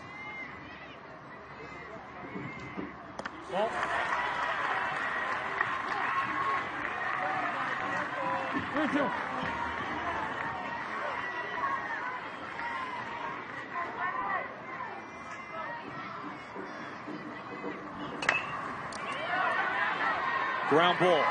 Going to be a tough play for Nepomuceno, and he won't make it. Leadoff man is on in the 6th inning. Well, it just looked like Nepomuceno was a little tentative coming to get this baseball. It's such an awkward play when you're that close to the first baseman, and he just didn't get downhill, kind of played it off to the side. That should have been a charge and an underhand flip. Instead, he just gets a little tentative. That ball played him, and there's that leadoff runner. Woo! And now Landon Dedrick, the bottom of this Indiana order, takes a strike. That is the first error for Illinois in this ballgame.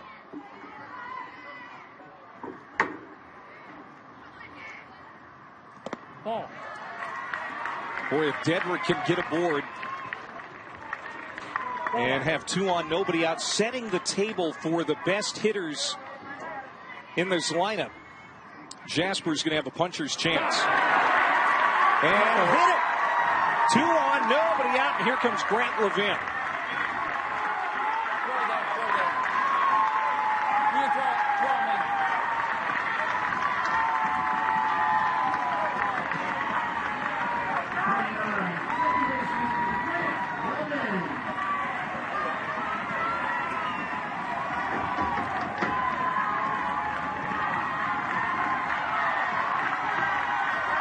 No visit from the dugout.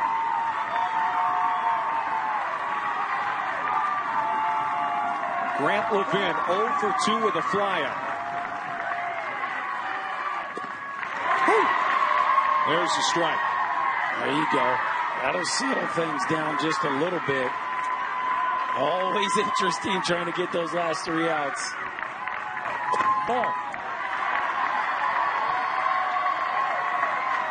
Just looks like he's running away from his arm some, Clay. Kind of falling hard off the left side of the mound. And his arm's a little late. The ball keeps trailing to the inside. To third. And snared by Vivanco, 1 down. That's the play Sackley needed. All right, that'll shift momentum a little bit back towards Illinois. A line drive kind of off the handle. Vivanco. That one splits him. Pretty easy play at the end of the day. Fortunately for Jasper, neither base runner got too far off.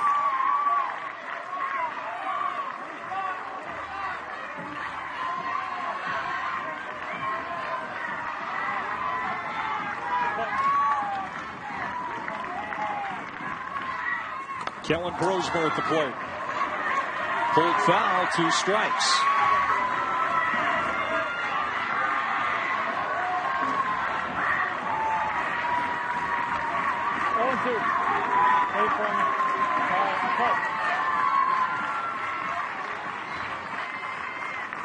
Ball.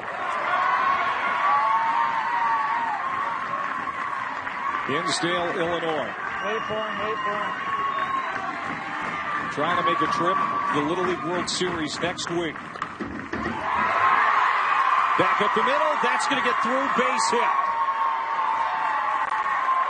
Runner stops at third. That's William Shipp. So now the base is loaded. 1 out.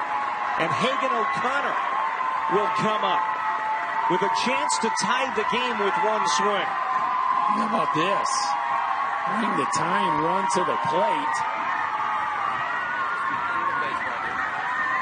You've done this over and over and over. You got a great defense behind you. When you get rattled, just take a deep breath. Look around if you need to. Put these guys to work. Let the system into the baseball. You are pitching incredibly well. Corners in. We want twisted in there. You let that go. Ready. Chad Wantless out there to tell Sackley, hey man, you've done this before. Use your defense, and let's get those last 2 outs. I love seeing Phelan go up there and put his arm around Messina too and tell him he's okay. Just encourage your second baseman. Yeah, there was an error, but you're going to make the next one. Strike is in to Hagan O'Connor. 0 for 1 with a walk.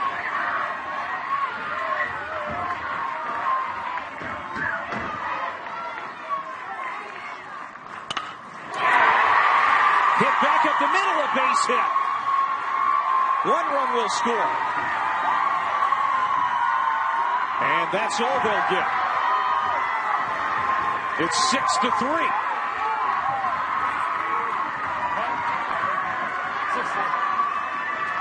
Okay, it's officially interesting, Mr. Madvick. We got ourselves a real rally right here. Now the go-ahead run steps to the plate. And it's Turner Huffman. A ground out and a walk for Huffman tonight. Bases loaded, 1 out, 1 run already in.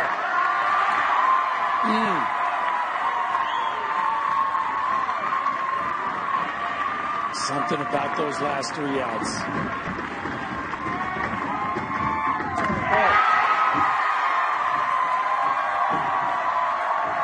3-0 to Huffman.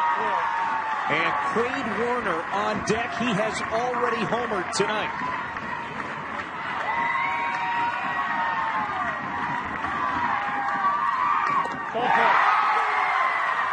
Walked in a run. It's now 6-4.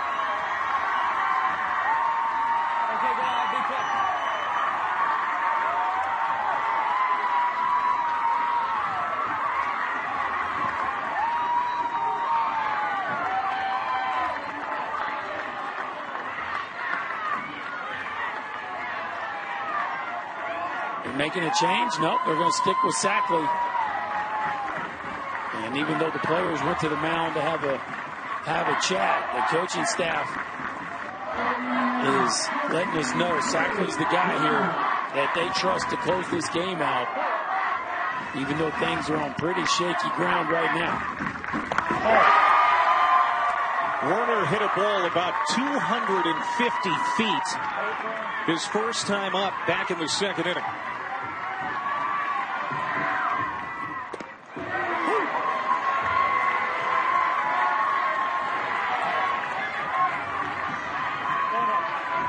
If he hits one right here, this place is going to cave in.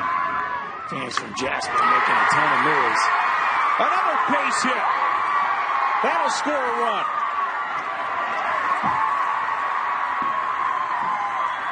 Six to 5 as Jasper is pulled within a run.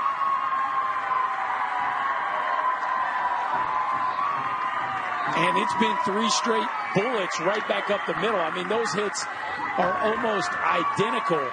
3 in a row, right back up the box, as this Jasper team is just living in the middle of the field. Here's Chad Wantless. Listen, it's all good. All good. Listen. Now we need you in the field. We got this. Hey, you said you wanted the ball? Go get it. All right? Strikes. Let this defense get to work. Hey, no. Hey, G. We've done this before. Let's go. You need a break? You're good. G. Chad Wanless making a pitching change. He is giving the ball to his son Grant as they look for 2 outs to get to Williamsport. Here's Grant Wanless. Can he get the 2 outs Hinsdale needs to get to Williamsport? He inherits a bases-loaded situation. It's already been a 3-run inning for Indiana. And the first pitch to Quinn Bachman is a strike. Bachman a strikeout and a walk tonight. Ball. Breaking ball doesn't come across the plate. The last time we saw Grant Wanless in a game, he was fantastic against Kentucky. An inning in the third scoreless. No stranger to big moments.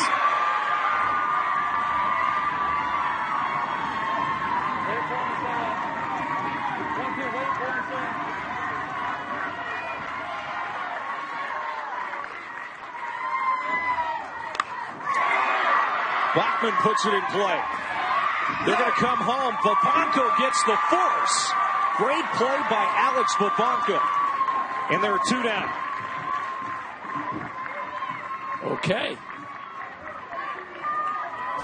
Well, that's about exactly what you could have hoped for other than a strikeout. A ground ball right to your third baseman. The steady hands of Vabanko, who throws a strike to Bihar. And now all the drama you could ever want here. Bases loaded, 2 outs in a 1-run game. Ashton Patton at the plate. Ooh, that rides in and nearly hit him. Well, I tell you, if Patton doesn't fade back late, that ball for sure would have hit him. 2-0. Patton is 1 for 2 with a base hit his last time to the plate. And there's his twin brother looking on, Keegan.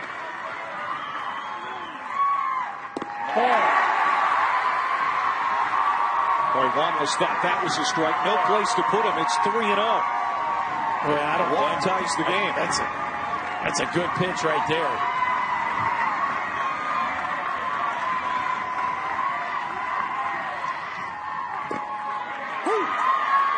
Strike, and Wanless stumbles on the approach. Who's more nervous, the parents or the players? The parents, for sure. Full count as Wanless battles back. Now fastball down to its last strike.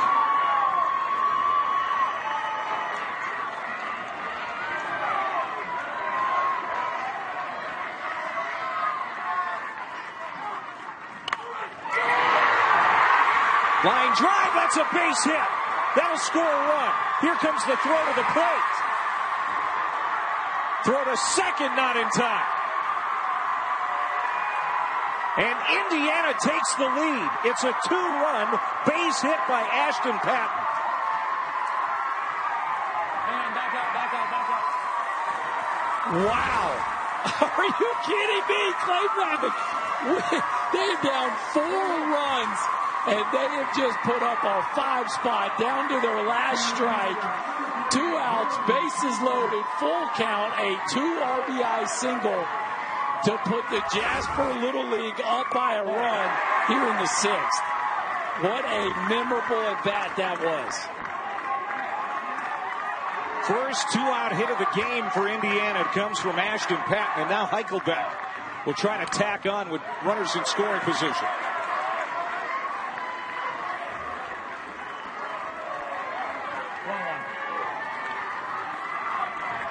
Incredible.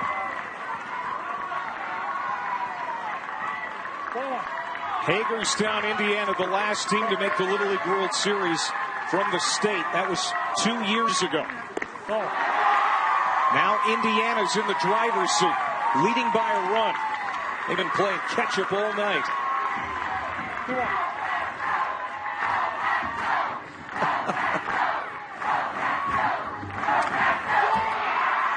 Fly ball.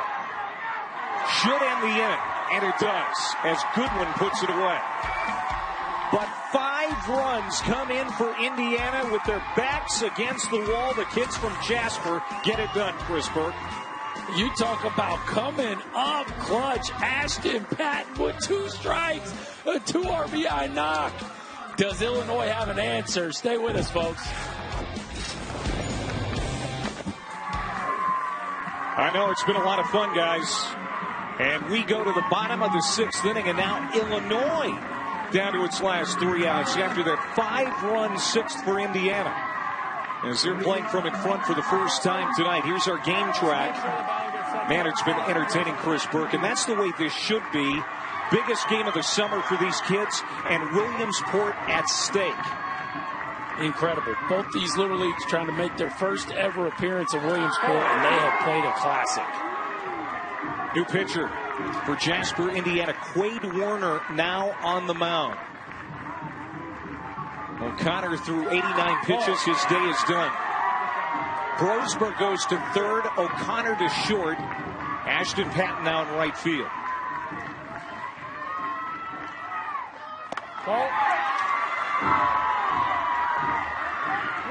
Top of the order, Fred Sackley. He's been on twice. A walk and a triple. He has scored 2 runs. There's a strike.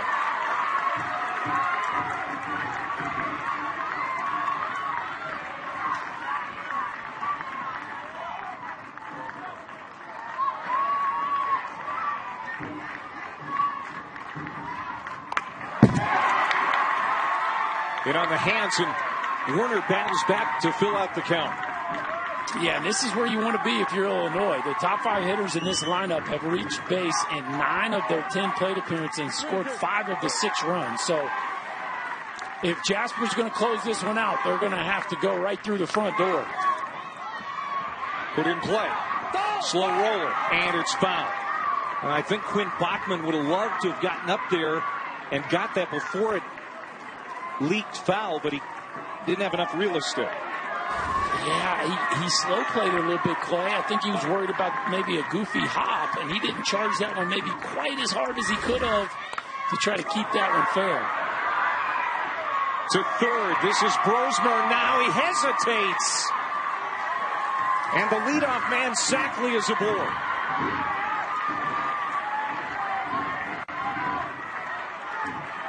Well, it looked like he's set up to make a strong throw like we've seen from Brosmer, and watch his right foot as he's going to push off the ground. Watch the right foot comes out from underneath him. He doesn't get the grip and wisely puts it in his back pocket. Probably not getting Sackley on that one anyway, Clay. No. Sackley, one of the quickest guys on the field. We saw him leg out a triple his last time up. And now this is Kellen Goodwin. Goodwin pops it up behind home plate. And anything behind home plate generally is out of play. There's just not a lot of room back there.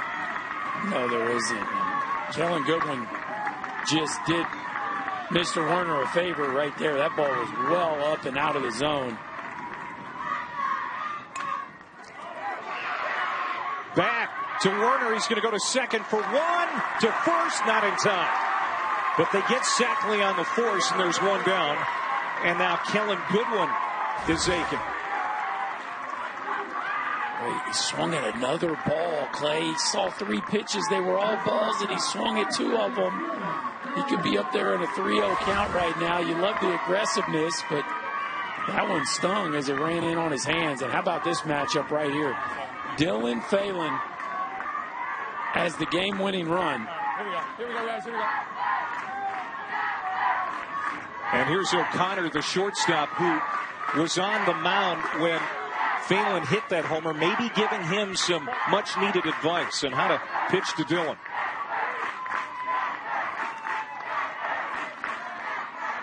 Phelan is driven in 3. Boy, this is a big boy battle here, Chris Burke. Quade Werner and Dylan Phelan. Yes, it is. Worth the price of admission right here. Werner took Phelan deep earlier in the game.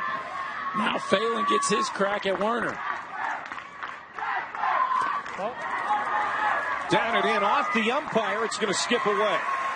Over to second is Kellen Goodwin, and he represents the tying run. Do you walk him? Do you walk him? That begs the question now Now that Goodwin is over to second, there's a spot for him. He'd set up the double play. They got to be talking about it in the dugout here. Popped up. Left fielder is Braun. He camps under it, makes the catch. Quickly get it on the infield, and now Illinois down to its last up. Well, he didn't miss it by much. Fastball that just kind of rolled up in the zone. Phelan swings just underneath it, and now Jasper 1 out away from their first ever trip to Williamsport. Jasper, Indiana, playing their 5th game in 5 days. Scored 5 in the 6th to stay alive and take the lead for the first time. Michael Kipnis at the plate.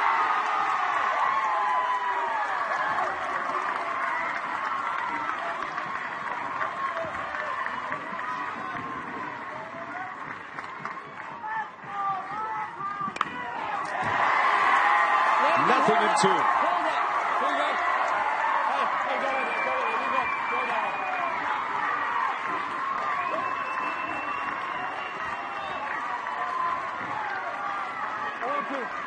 Everyone in Jasper, Indiana is watching this right now. I would bet my life on it. Line drive, base hit. No way. That's going to score a run. Goodwin comes in to tie it up at 7. Michael Kipnis with the biggest base hit of his life.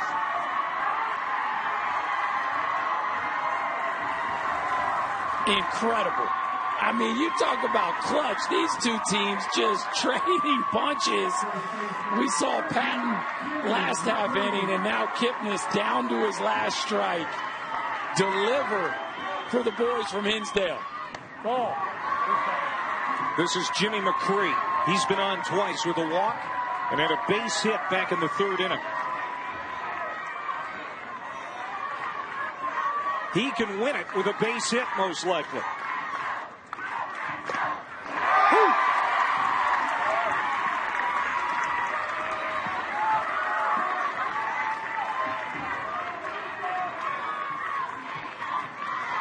Kipnis represents the winning run. He's at second base.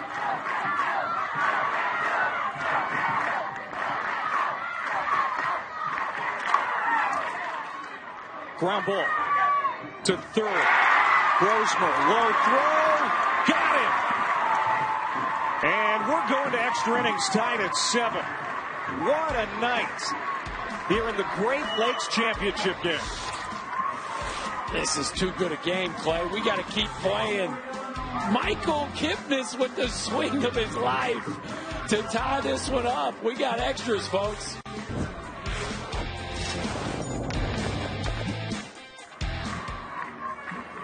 Great Lakes Championship game. If you joined us late and have only seen the 6th inning, you've basically seen a lot and everything you need to know. A 6-run 6th inning for these two teams combined. Looked like Indiana was ready to bow out, but they scored 5 in the 6th. Illinois responds with 1 to tie in the bottom of the 6th. And it's a base hit by Michael Kipnis with 2 outs. Tied at 7. Here we go to the 7th. Extra innings for the right to go to Williamsport. And the Little League World Series, which starts next week.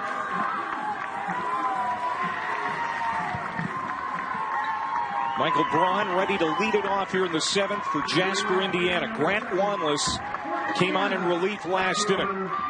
He got the 3rd out that he needed to get Illinois off the field after that big inning for Jasper. Now he'll start the 7th. Braun bunts out in front of home plate. Bihar, the catcher, good play. Nepomuceno covering, and there's 1 down. That was a nice play. Softly out in front of home plate, and McCree charges hard. You really kind of rather see your first baseman stay back and get to this one himself, but Nepomuceno, Johnny on the spot to be there to take the throw.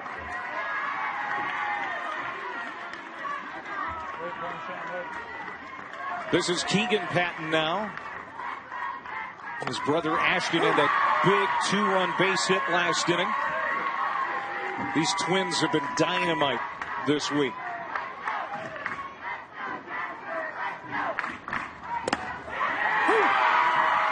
One and two. Say this about Wanless, he throws a lot of strikes. He does, man. Just no fear. And there's brother Ashton warming up in the bullpen for Jaspers. That one's fouled off.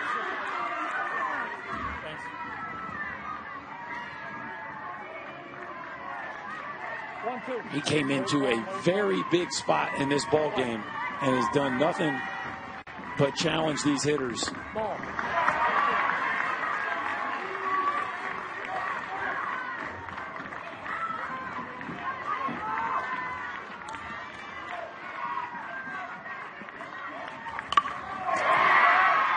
Hit hard.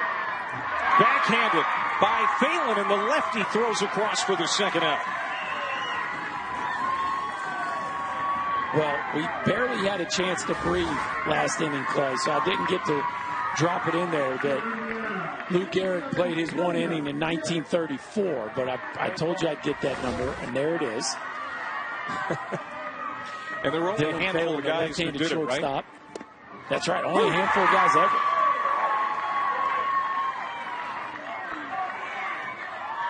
This is William Shipp now with 2 outs. Reached on an error and scored in the 6th. Chops at it, strike 2. Boy, if Grant Wanless can make quick work of Jasper here, Illinois would have some momentum going into their half of the 7th and a chance to walk it off right in the middle of their order.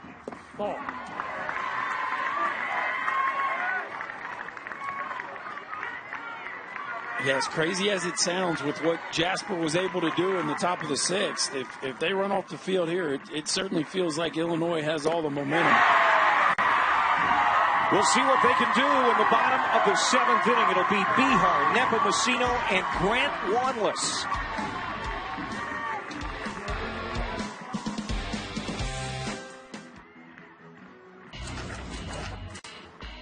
We're in extra innings here at the Great Lakes Final. And just a reminder of the protocol in extra innings. The 7th is played as normal. But then starting in the 8th, the offense begins with a runner at second base. And that runner will be the player scheduled to bat last that inning. But first, the bottom of the 7th with Illinois sending Bihar, Nepomuceno, and Wanless 6, 7, and 8 to the plate.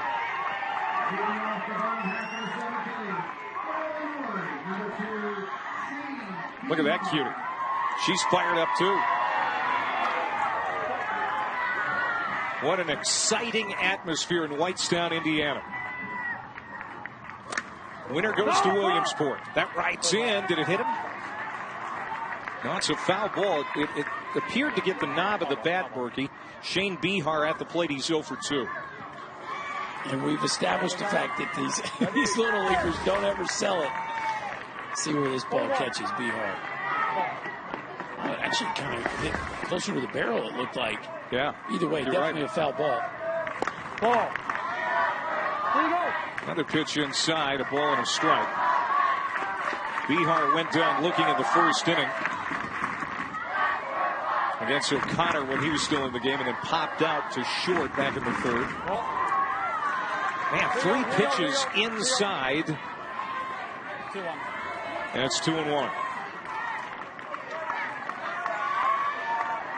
Hinsdale, Illinois. Looking for a walk-off trip to Williamsport.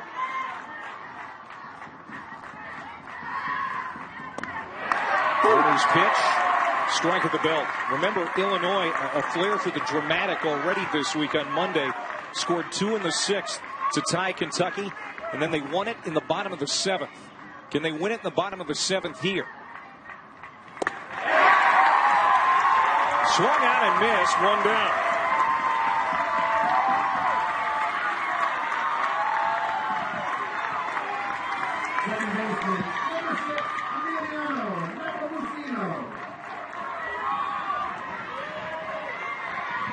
Emiliano Nepomuceno, he was the hero in the 7th against Kentucky on Monday, drove in the game-winning run.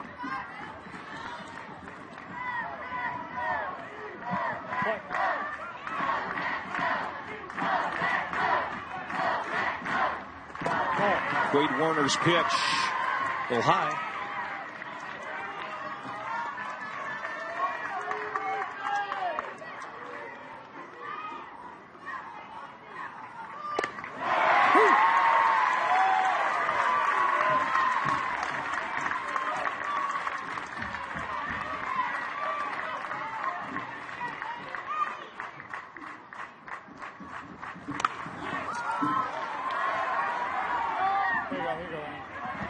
Two strikes. Well, to start the inning, I was a little worried about Werner's command, but he has settled in here and found the strike zone. Certainly, that fastball is what he's leaning on. I haven't seen any breaking balls that I could tell. He's just rearing back and ripping it.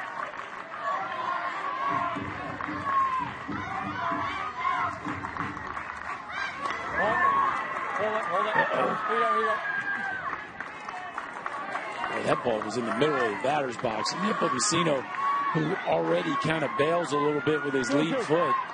Not sure how that one missed him.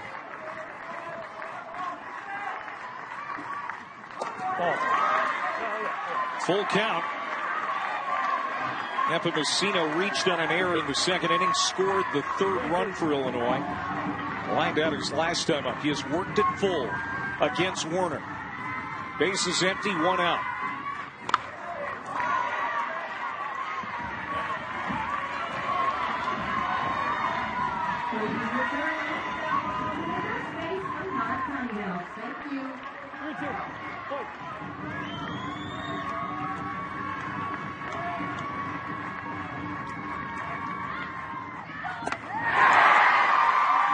Went after a pitch he shouldn't have, and it's a strikeout for Werner. 2 away.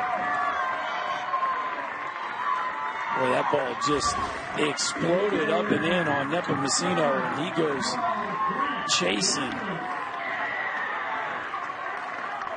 And a huge 2nd out. It feels like we're destined to go to the 8th inning, and we know that one's going to produce some high drama, or the runner will start on 2nd base.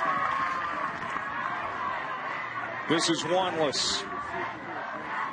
1 for 2 with a strikeout. The manager's son, who's been so good on the mound in relief.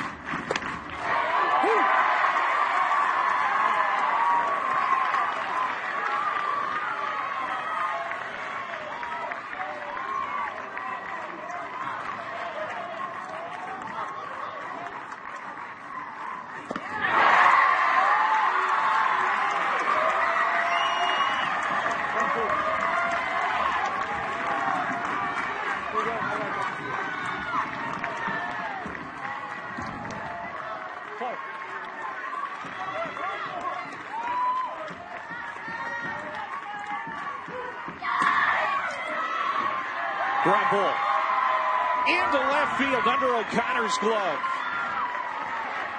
Wanless is aboard with 2 outs, representing the winning run.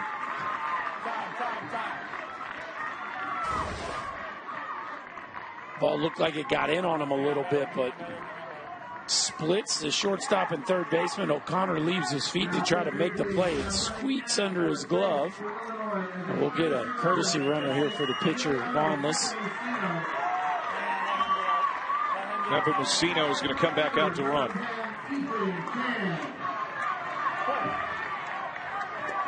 Ethan Chan at the plate. If he can get one to the gap, it could win it. Strike in the outside corner. I tell you, these Hinsdale hitters are really bailing with their lead foot against Werner. This is 3 hitters in a row now that are striding pretty hard towards the 3rd base foul line. Makes it really hard to do anything on that outer half. Yeah, and really it allows Werner to be comfortable. If you got up there and put your toes on that wide line and held your ground, he probably would have already hit 3 hitters this inning.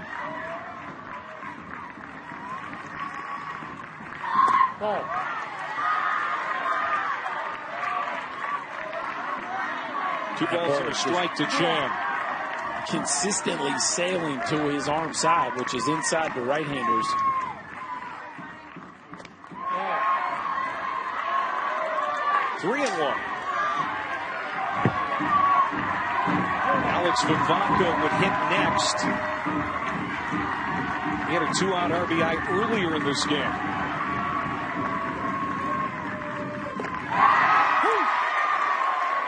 Full count.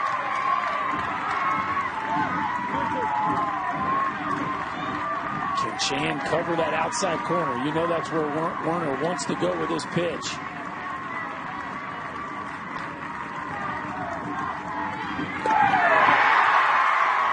Got it. He went there, and Chan couldn't do anything with it. So we go to the 8th, and there will be a jackpot runner starting the inning at second.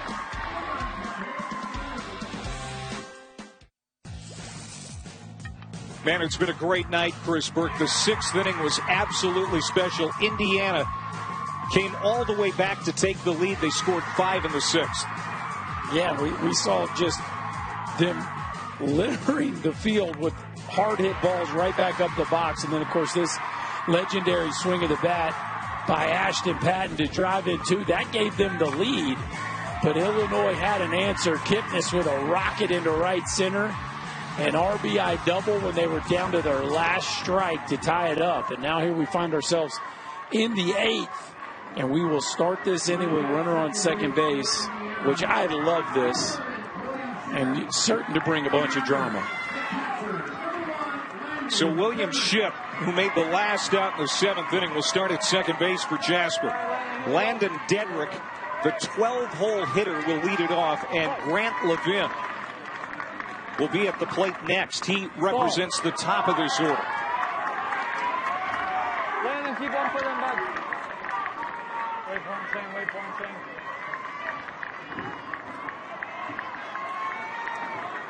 Grant Wanless on the mound. The 1-0 pitch. Bunting. And it's a good one. That'll move the runner to third. That is a great out by Landon Dedrick. That's how you sacrifice. One down. I tell you what, man, people dog the modern day players for their inability to bunt these days. This tournament, the success rate on sacrifice bunts, I don't know that we've missed any. I mean, the incredible job by these hitters getting their barrel above the ball and using the sides of the field to advance runners.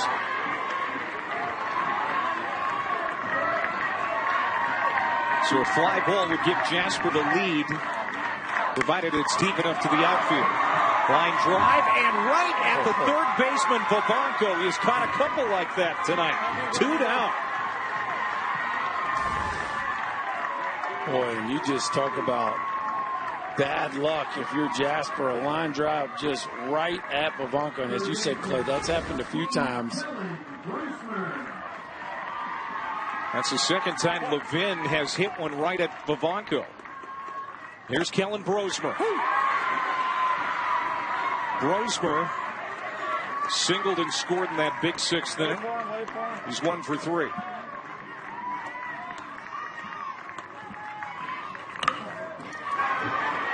Fly ball. Starting back was Goodwin. Comes in. He'll make the catch. And Shipp is stranded at third. And now Illinois will have a runner at second to start the 8th.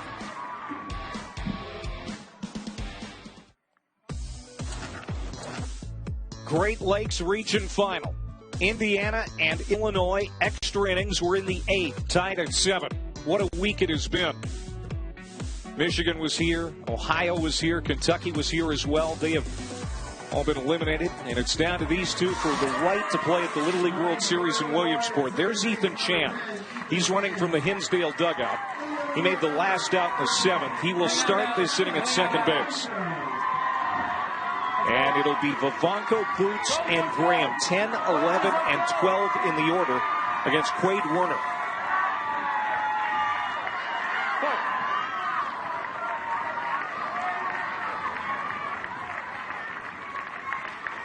Keegan Patton goes back into right field for Jasper.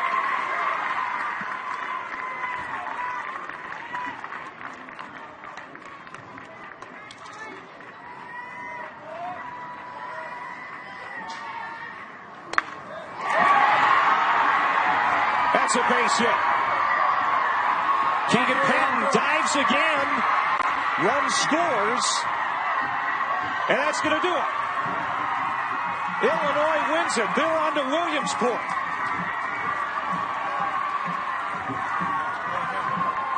Line drive base hit for Alex Babanco. And Hinsdale, Illinois is going to the Little League World Series.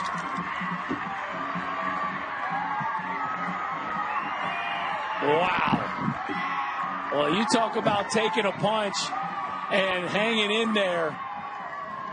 The Hinsdale Little League boys were just not able to be knocked out by the Jasper kids. They gave them their best punch. Hinsdale hung in there, tied it in the 6th, and now walk it off in the 8th. And Alex Vavanko with a hit that will always be remembered at Hinsdale Little League. What a ball game. Vavanko had an RBI with 2 outs in the 2nd inning. And this one is the game winner. In the bottom of the 8th, Chan scores the game-winning run that punches a ticket to Williamsport. Coming up next, Hawaii and Arizona from San Bernardino. For Chris Burke, I'm Clay Matvick. So long and congratulations, Hinsdale.